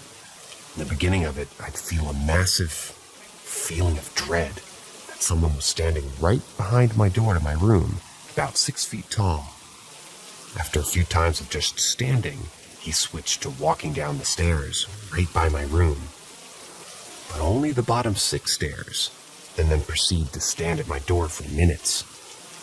This mostly happened at night, and when I told my family about it, my mom took me out of the house to tell me that she'd heard it too, and I'm not crazy. She thought it was me going downstairs, but she waited to hear my door open and close, but she never did, because who she heard wasn't me. I think the worst time that he got me was the last time he tried to mess with me. It was just about noon, and I was watching TV in my room while I was home alone, when I heard the sound of someone walking down the bottom half of the stairs. He stood at my door for a minute without making a sound, before starting to slowly jiggle my door handle. I thought I was going to have a panic attack because the only exit had an unknown entity on the other side of the door. I sat frozen for at least 15 minutes, just watching my handle jiggle, until it stopped when my dad came home. For some reason, the fact that it was in the middle of the day made it feel even more threatening. I got really fed up at this point, and I started ranting loudly to my sister about how he's all talk and isn't going to do shit. How he's just wanting to intimidate me and needs to learn his place in this household. I honestly expected a little bit of backlash, but he only walked down the stairs one more time that night before stopping, and hasn't happened since. Most recently, a couple weeks ago, my mom decided to try to pray away the portal for no reason, because they hadn't caused anyone harm or annoyance in a long time, and I honestly enjoyed their company. I've never wanted to banish any entities or their means of transportation if they haven't done anything harmful. Since she made the first prayer, they've been very upset with my mom and more shy around me compared to before. The day or two after she prayed, I was near the top of the stairs making pizza rolls when my mom went downstairs to do laundry, singing on the way. When she was halfway down the stairs, my bedroom door that I'd left open slammed closed. The door swings open rather than closed, and it was done with force. They wanted to make sure that she knows they're upset with her. The next night when she's taking a bath, when the towel hanging behind her head fell into the water, she said in all the years of living here that hasn't happened to her once, but didn't think much of it until she went down to reach for the towel on the floor and saw the hand towel across the room pulled to the floor. To say the least, she wasn't pleased with being bothered during bath time. Since she decided to make this prayer, I've noticed they will not be active while I'm in the room anymore at all. But practically as soon as I step foot outside, there's tons of movements and sounds starting up. I'll come back, and my door will be open when I left it closed, or vice versa. And sometimes things will even be moved slightly before I return to the moon. I'm not sure why they're feeling the need to be so much more active when there aren't any direct witnesses at the moment. I don't get the feeling that they're mad at me. They're just upset that someone tried to close their portal that's probably significant to them. I tried my best to coexist with them peacefully and be kind. And it kind of feels like she ruined the bond, which I know sounds insane, but it's a kind of a weird situation that I'm in, and I've also learned to accept. I care for them and their well-being regardless of their physical person or if they're not a physical person. And she offended my guests.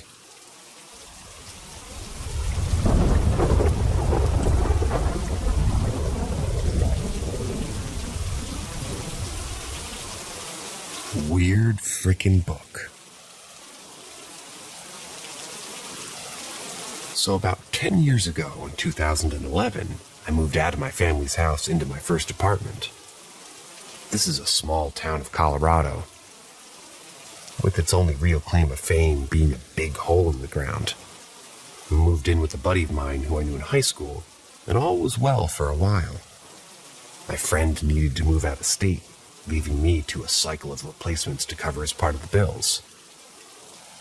The last roommate I had almost no contact with, but he managed the money and mostly kept in his room at the back of our house. Eventually, one day I get a knock on the door. Police with a warrant to step inside to his room, cuff him, and leave. I still don't know what it was about, but I haven't heard from him since. The police interaction was the last straw for my landlord, and I received a 3-day court-mandated eviction. While cleaning his room, I removed mostly trash and a toolbox that was mainly screwdrivers and what seemed like a sketchbook or a journal that he might have bound himself. Until recently, when I found it on top of a closet that I was expanding, I'd completely forgotten about it. I have no idea how it made it through the cleaning and the subsequent moves over the last decade. I can think of at least 3 places I lived, not to mention couch hopping, yet somehow this book made it through. I'm not sure where to start researching this thing, but the penwork is so detailed and painstaking. I felt it must be something of note. The book itself is mainly blank, but it has some writing, English, backwards, other stuff that looks hieroglyphic. Whatever help would be appreciated.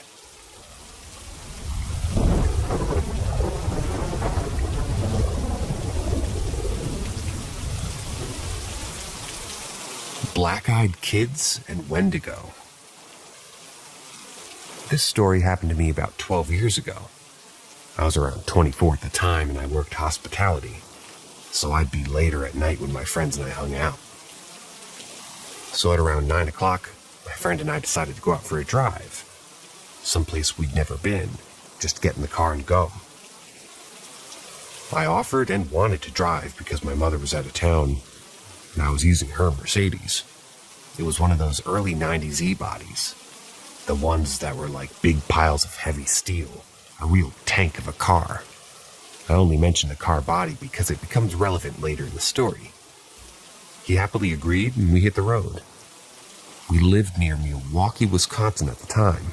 Good old Wisconsin where you get a lot of really good stories that I've noticed. It seems to be a pretty paranormal state. Either way, we drive north out of the city and we drive for about an hour when I see an exit that I don't recognize. So I decided to get off there. There was nothing at this exit other than cornfields. No gas station, no restaurant signs, no visible light of a town in any direction. So we're in a place that we don't recognize. But that was the whole point. Just driving to go nowhere because the speed limit was 35 and we were in no rush. The moon was out enough that everything was pretty visible too. About a mile into the cornfields, we could see 2 kids on the right side of the road. We comment on how weird it is because there's no housing or stores or even lights on the horizon. Plus it was 10:30ish at night. Naturally, there were 2 larger guys. so we didn't really worry about anything. So I slowed down a bit so we can inquire if maybe their car broke down or maybe if they were okay. As we pulled up, I noticed the kid in the front's clothing. It was a stained cream-colored tweed-type shirt with real tattered sleeves and overalls with only one strap. He appeared to be maybe 12 years old. The second kid was taller, wearing a red flannel-type shirt, the old-time looking khaki pants. However, I could barely notice the taller kid standing further behind the smaller one, because as I pulled up noticing the clothes, I got to see the whole child, we'll call it, fully, and his arms were to his side, slightly raised, almost in that iconic zombie way. But his eyes? I couldn't take my eyes off of his, and I did my best to mutter to my friend. "You seen this too, right?" His eyes were pitch black, blacker than the night, but easy to see as he stood there staring back at us. I didn't know what the heck I was seeing, but I've never been so frightened in my life. And I did have several odd experiences that have left me unable to deny that there's more to this world than what we understand. So we're stopped for a moment, locking eyes with whatever this thing was. It was no child. It was evil. I have zero doubts about that. We quickly agreed to go, and fast. We're not going to inquire with them. This was straight out of the Twilight Zone, and I remember the hitchhiker, and that's not happening tonight. No, sir. So we go and we clamor between ourselves. What the fuck did we just see? What the fuck was that? Still no signs of homes, just open cornfields. How these two kids could be there, I don't know, but I believe that they weren't even kids.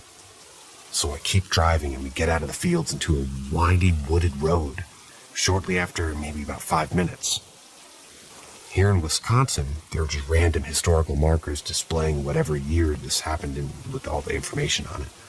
And I can only mention that because I passed one on the curve, so I glanced at that. As I'm driving through a curve going about 45 miles an hour, a creature walks in front of my car, my mom's car. And as I saw it, it was nothing that I've ever seen before. Its spine was tall, stuck above the hood ornament as I hit it. It was a gray color and looked like nothing I'd ever seen. It had a very tall arch in its spine, almost like when a cat hisses and goes on its toes. That kind of shape, but in a very tall, gangly creature kind of way. I hit this thing straight on the tank of the Benz. My friend is freaking out at this point. I stop immediately. But now we're both a bit scared from the children of the corn, and now this thing is literally within minutes of another. We decide getting out's not going to happen, but I decide to stay in the car locked. But I use the car and its lights to see what we hit and make sure whatever the hell it was, that it was dead. And I just needed to know what it was that I saw. I drive in tiny circles, backing up and forwards looking for this creature.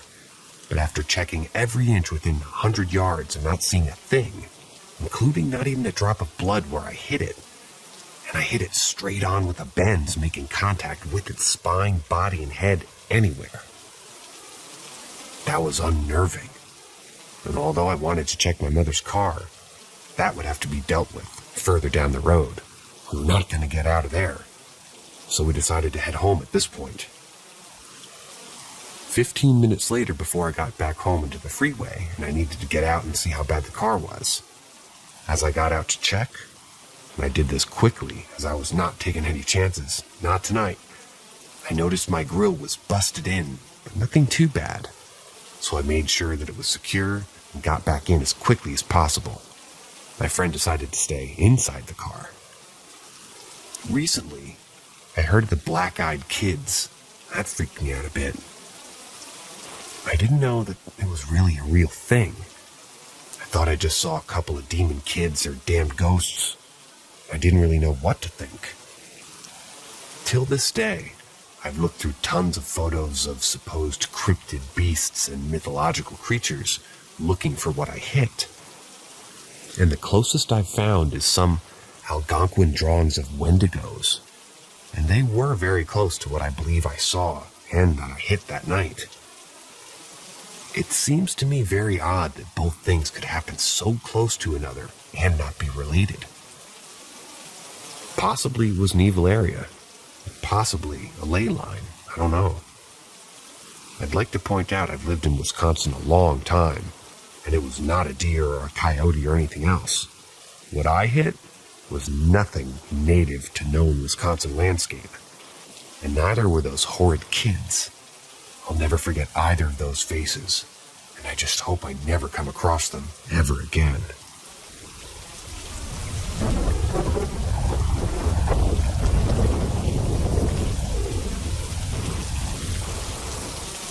Found a grave with same birthday. Suddenly my car stops working. So my friend and I were driving around, just going wherever. Earlier in the car, she mentioned that it would be fun to watch a movie at the graveyard sometime. Now, hours had passed and the sun had set. She didn't have to be home for a bit, so I asked if we should check out the graveyard nearby. The graveyard was closed, but you could get your car up a little hill and walk around the gate. So we're checking this place out, and it's relatively small. No mausoleums or anything, just graves. I start to read the names on the graves, to maybe pay my respects a bit, and I find this group of graves, all with the same last name, so probably a family. These guys were born in the 1800s, so I was excited. And then I found a guy with the same birthday as me. His death date was in February, but I don't remember the day. Kind of wish I did. So fast forward, we get cold and decide to head back home. We get in the car and my steering wheel is so hard to move.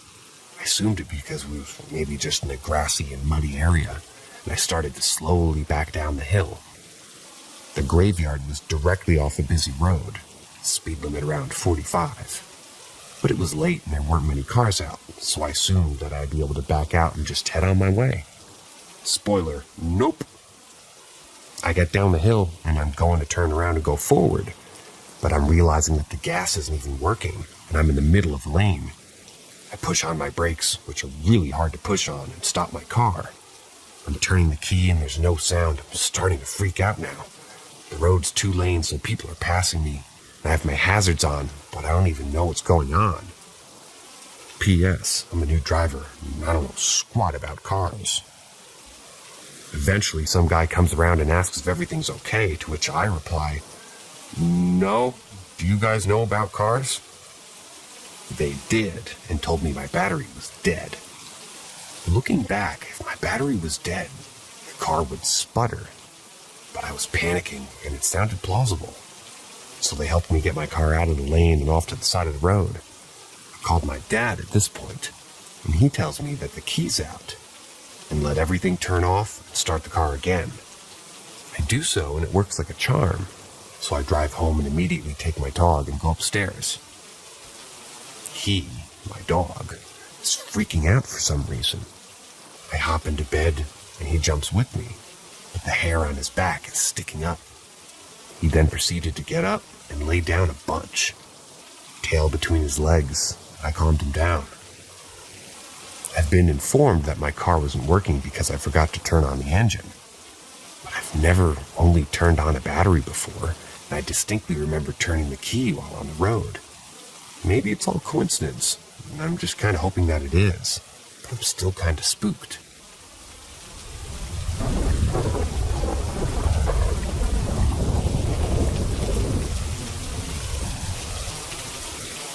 My tormentor from childhood paid me a visit at 3 o'clock in the morning over 10 years later. When I was between 8 and 12 years old, I grew up in a very haunted house. I believe that there were many spirits there, and I got a glimpse of one who I always believed to be demonic. The best way I could describe its appearance was that it looked like a mummy from the movie The Mummy, but it had huge white eyeballs with small pupils. I started experimenting with using crystals. I would wear them around my neck for protection. I wore rose quartz, amethyst, and black onyx. Not at the same time, but separately. I was very careful about where I purchased them too, and I made sure to cleanse them. I I never wore them in bed, but the one time I did, I regretted it. I fell asleep wearing my black onyx. Around 3 a.m., I'm jolted awake because I had a bad dream. I look at the side of my bed and I saw the same demon-looking creature standing beside me, hovering over me, smiling with a face that looked pure evil. I started freaking out and screaming, and I woke my boyfriend up. When my boyfriend woke up, it was gone. I got out of bed and shut off the light. A few weeks later, I saw a shadow person pacing back and forth at the foot of my bed. Then I saw and heard a shadow person walking down the stairs after I caught them staring at me. My amethyst crystal completely disappeared without a trace, but I got rid of my black onyx and haven't experienced any activity since. I still have my rose quartz, and I've had no problems with them. I'd like to also mention that when I was younger, when I saw this thing for the first time, I lived in southern Pennsylvania. Now I live in western New York, so I think that thing may have followed me, but I don't know why I'm seeing it again for the first time in over 10 years.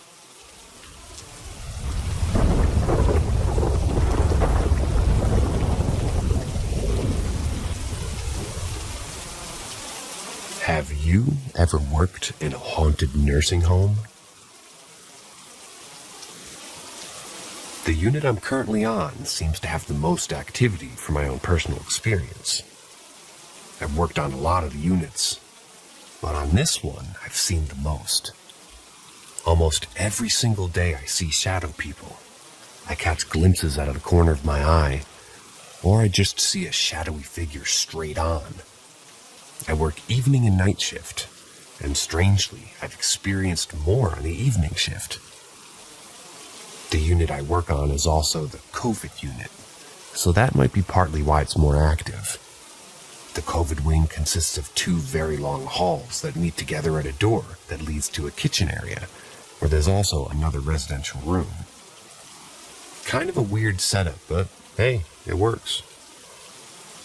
My coworker was behind a double door one night, taking care of one of the sick residents, and she'd gone out to the kitchen area to take off her PPE. She saw and heard 2 children running around playing, but it was late at night and we weren't allowed to have inside visits. Turns out everybody at work says they sometimes see 2 children, and that means someone's going to die. And it's true. We have a chapel in the nursing home for the residents, but it's behind 2 sets of double doors, and the residents can't get in there on their own due to codes and locks. There's a series of stairs behind the first set of doors. And everybody has repeatedly seen the bald guy sitting in the chapel late at night through the window of the hall, looking into the chapel.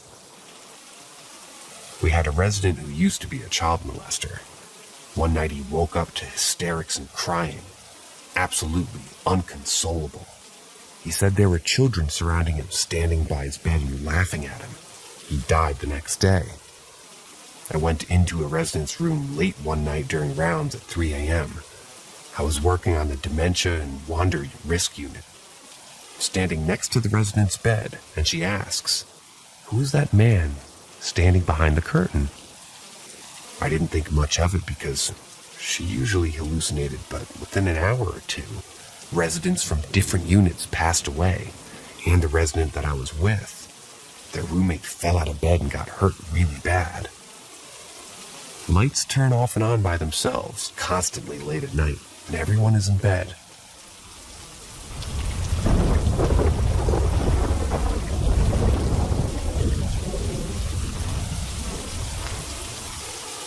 Did we enter another dimension?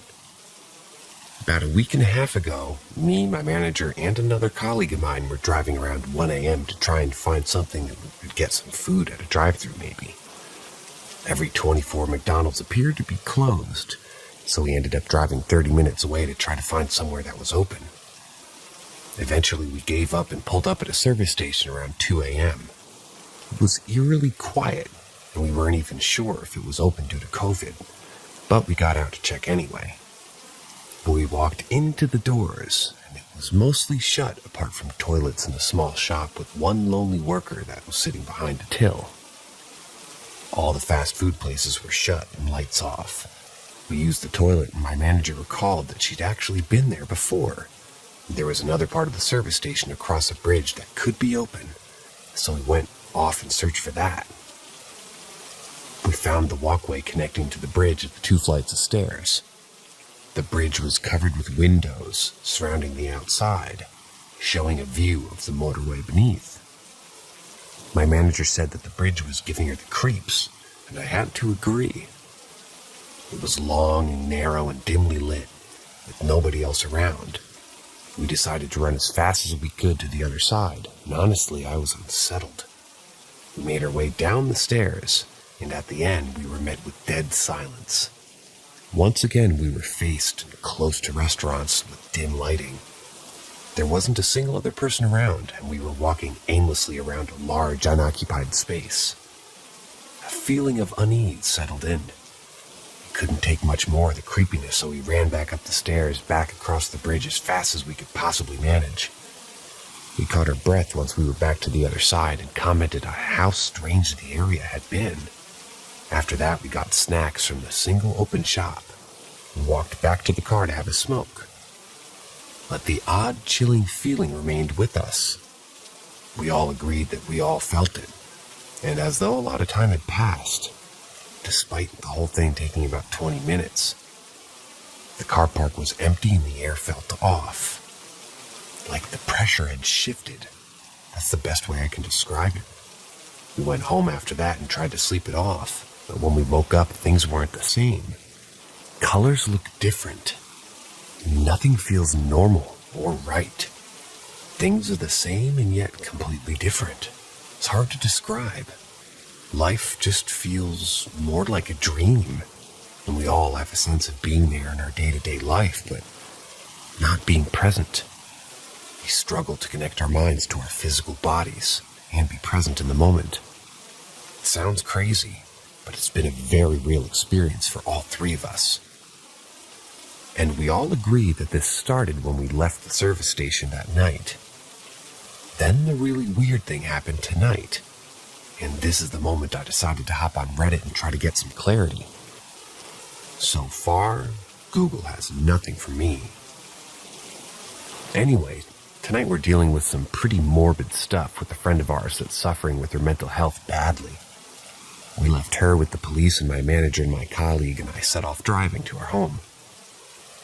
We discussed that night at the service station again, noting that all the bad things that were happening with her friend and her mental health started after that. Other unpleasant events had followed as well, and we pondered the significance of our creepy adventure and the bad things that were happening now. I said, "It's like since that night, nothing's ever been the same." And then the weird thing happened again. We both started crying simultaneously, as if someone had turned a tap on for the both of us. Water started leaking out of our eyes at exactly the same time. We were so freaked. I felt a wave of sadness and emotion, but it wasn't enough to make me cry, and my colleague never cries, ever. We're sure now more than ever that something happened that night. We just don't know what. We've joked about ending up in another dimension, and I don't normally believe in anything like that. But this has me questioning it, because I'm honestly convinced that something isn't right. And we've encountered something that's changed all 3 of us. We just don't know what. Even as I write this, I feel off and a tad tearful. I have no idea why.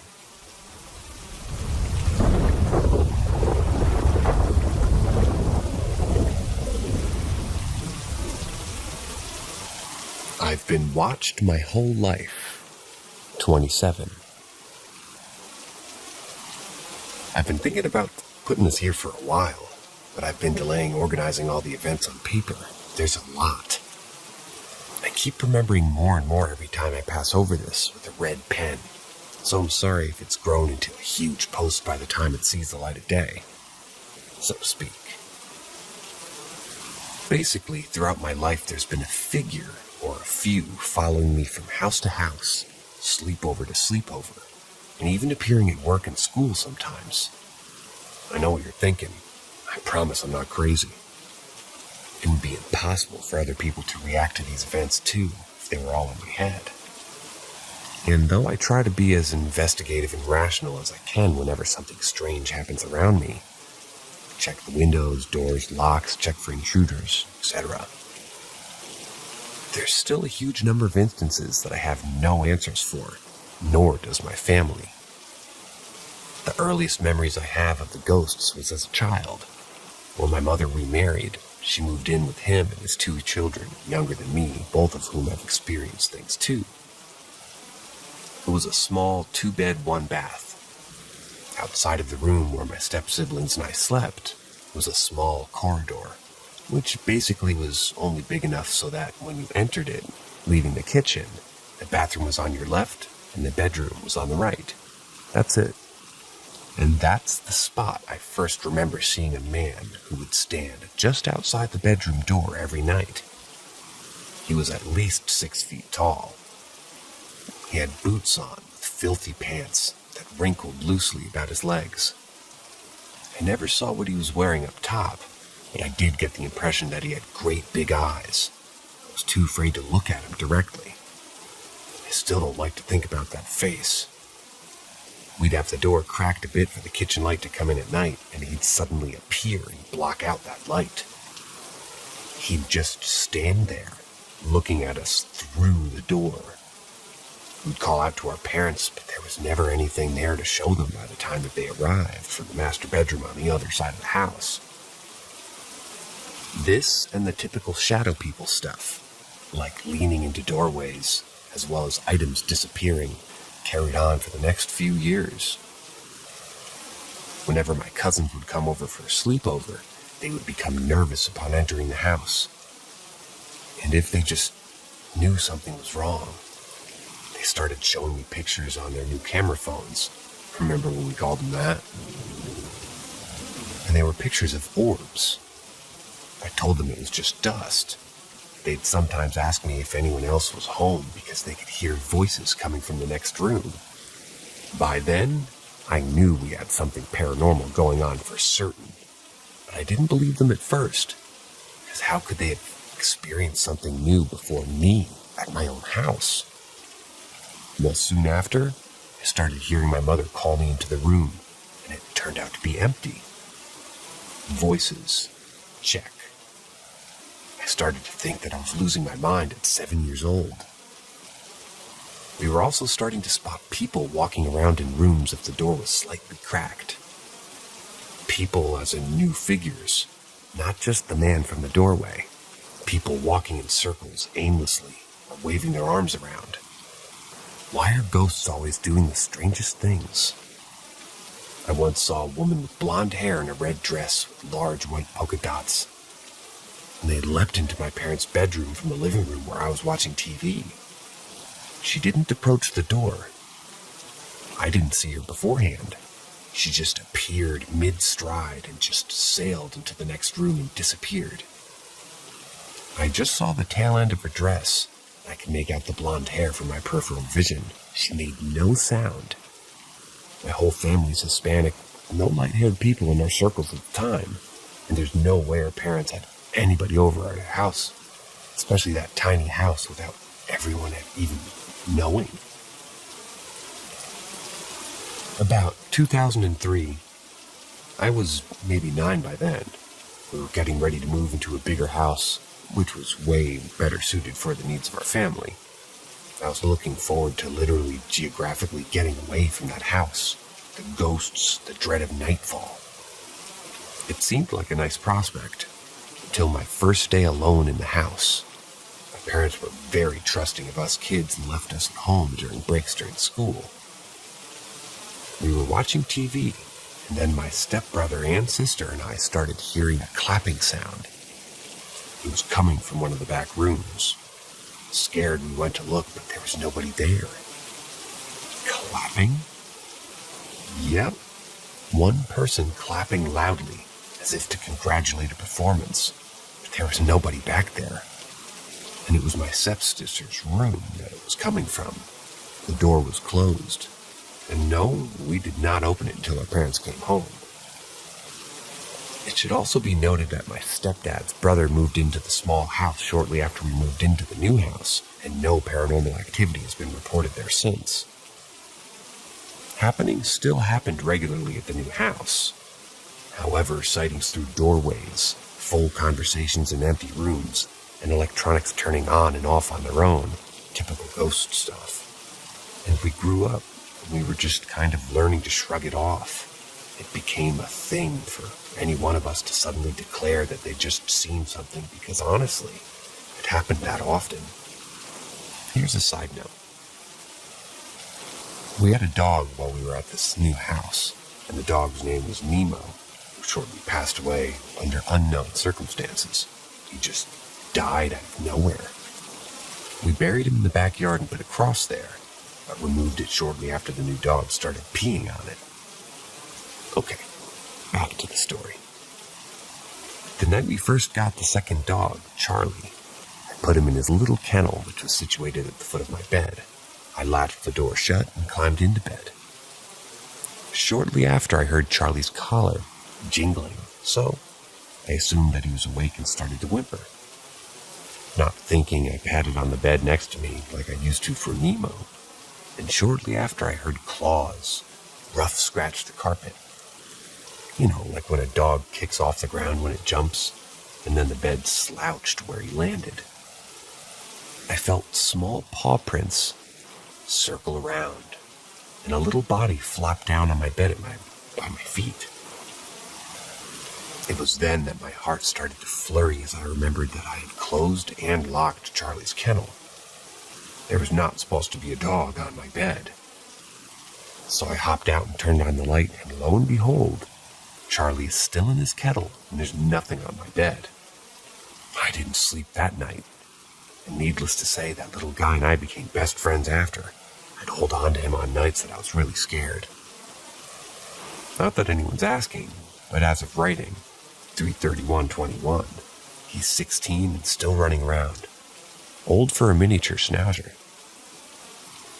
Probably not related to the ghost stuff, but it's abnormal enough for a dog of his type, so I thought it's worth pointing out. Around this time, circa 2009, something new had started to occur. I called it the glaring, because that's what it felt like. It didn't feel like I was being watched, it felt like I was being stared at heavily. Picture walking into a busy room and everyone stops what they're doing and just glare at you. No talking, no breaking eye contact. Glaring. Now imagine that room is always the darkest and coldest one, despite having the largest windows. It felt thick. The glaring happened in several rooms sporadically, but it almost always presided over the front living room, which is why our family had taken back the den space more warmly. Instead, I've just sort of grown up, and have since moved out, and so far as I know, I still don't use that front room much. It was also at this time that I started feeling the bottoms of my shirt get pulled on as if a child was trying to get my attention. I also remember an instance when the glass sconce over the hallway light was thrown across the hall. I had just walked past it to go to the bathroom, and I was just closing the door. I heard a humongous crash. I opened the door and saw pieces of glass spinning across the floor. My mom asked, "What was that?" And I just told her to come look. That sconce was attached to the wall in such a way that it looked like it had been lifted out of the metal setting, which was screwed into the wall and then pushed out from the wall in order to become loose enough to even come close to maybe falling down. Or else it would just fall back into its metal setting. I know I hadn't closed the door, so it couldn't have been vibrations from the closing door. We still don't have answers. And I've returned to that sconce fixture time and time again, trying to figure out how it came off of its rest. The bulb is still bare to this day. I never replaced it. Ugh. Now, I mentioned before that we have been seeing figures leaning into doorways or rooms peeking at us. But one time particularly jarred me. It was a night when my step-siblings were there and my family and my parents had stepped across the street to pick me up at my neighbor's yard. So I was alone. I was studying on my bed without my glasses on. I'm nearsighted. And I start detecting one of those figures from my peripherals. It gets real quiet around me, like the air got sucked out of the room or something. I look up with my fuzzy vision and I see that familiar shape pull its head back and hide on the other side of my door to the hallway. "Oh, hey there, Ghosty," I say, and I return to studying. Then it comes back again, and this time when I look up, it doesn't pull back immediately. It hesitates for a second, and before it quickly vanishes behind the door, I saw its face. No details because like I said, I wasn't wearing my glasses, except for the most prominent features that I could see. Great big eyes. I freaked the F out and called my parents to come back home because the ghosts, and they came home right away. At the time, I must have been 15. Almost every night this entire time, I'd awaken in the night to look out into the hallway and I'd see that man just standing there in the dark. Other times I could hear footsteps in the dark entering the hallway of the kitchen and heading up to the doorway of my bedroom and then stop and start walking in place. Pat, pat, pat, pat. Shoes tapping the tile floor, just behind the slightly cracked door. I could see the shadow figure out there going up and down with every step, always looking directly in my direction, as if they knew I was watching them too. God, that freaks me out, just remembering it. I remember thinking how illogical it was, seeing things that weren't there. It must make me crazy, right? I moved away from there when I was 19 and moved in with my partner, whom I'll later marry. We've been in several apartments and have rented rooms. Every single place we go, there are those figures. There are voices. There are things going missing. My partner and I once found a small child-sized handprint on the sliding glass door of our third-story apartment. We have no kids and no kids visited us, and we definitely cleaned it since we moved in. We also have seen a man sitting on our bed, tying his boots from the corner of our eye on several occasions. When I was 25, I think, I reconnected with my biological father and he told me stories that he remembered from when I was small. It was just him, my partner, and me having breakfast at Denny's or IHOP or something. It had been since I was 3 or 4 years old since I'd seen him. He was telling me about the times that I'd wake up at night and he'd pull out some crackers and cheese for me to eat as a midnight snack without my mom knowing. But I digress. He continued into some weird things that happened when I was little. He said that on several nights, he'd come into my room to check on me sleeping and he'd hear me talking as he approached. As he got closer, he said he almost thought he heard a voice say something back to me. That's when he charged into the room and asked who I was talking to. He said that I didn't know, and out loud he just told whatever was there to leave me alone and leave us in peace. I guess it did, until he was out of the picture and the new stepdad took his place.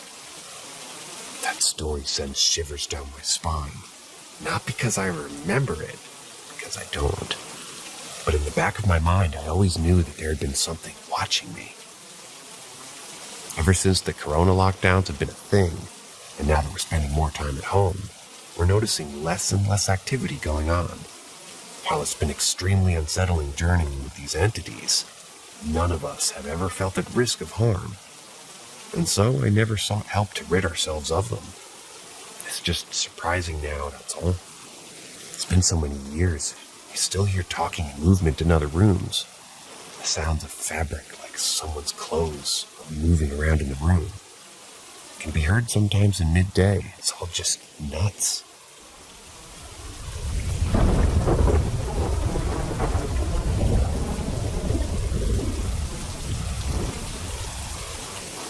Received a special Christmas gift.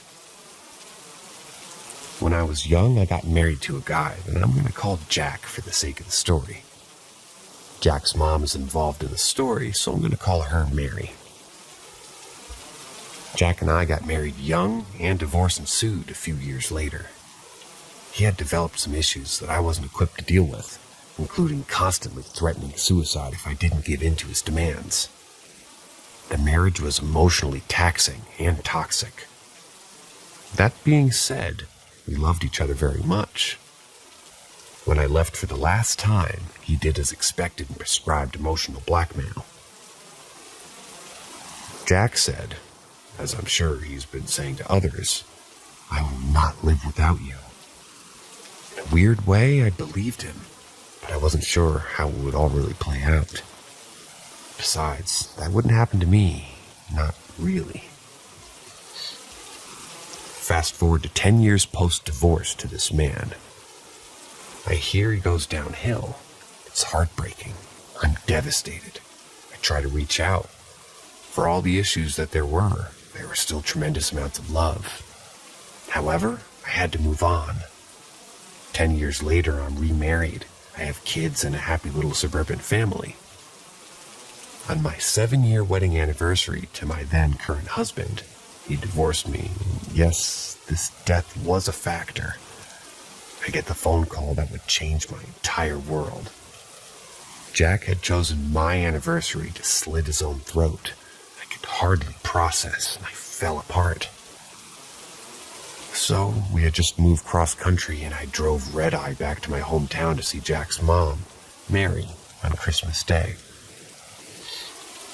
See his room, his home, his things. Say goodbye to him and maybe try to get some closure.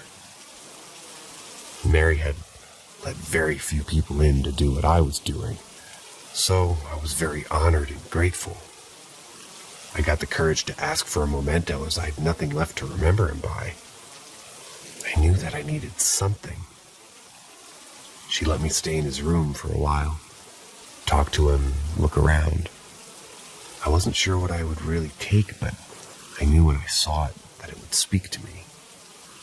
Jack, among other things, was very OCD, a literal diagnosis, and his clothing was kept impeccable. It appeared that he had done laundry and there was a stack of precision-folded clothing on a chair. I decided I might like a hoodie, preferably one I could remember him wearing. I knew the things on the chair were probably newer items, but I looked through them anyway. Mary talked with me the whole time, looking at each item with me. As I suspected, I found nothing on the chair. Then I looked through his closet and trunk thinking I might find older items. Nothing.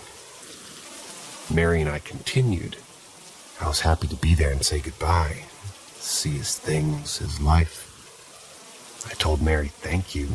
I told Jack that I loved him for probably the 12,000th time. I was thinking of leaving. I, of course, had been crying and turned one last time to look at his room. I could smell him. I could hear him. I just needed one last look. I knew I would never be in there again. When I turned around, on the top of the stack on the chair was a hoodie I'd bought for him when we were kids. I'd know it anywhere. He wore it constantly. He loved it. I know for certain, and Mary was with me, that hoodie was not on that chair, and I had not seen any of it in his clothing. I felt a gush of love and warmth, and I knew without a doubt that Jack was there in that room and had gotten a Christmas gift. I had gotten the Christmas gift. I still had a hard time wrapping my mind around it, even all these years later.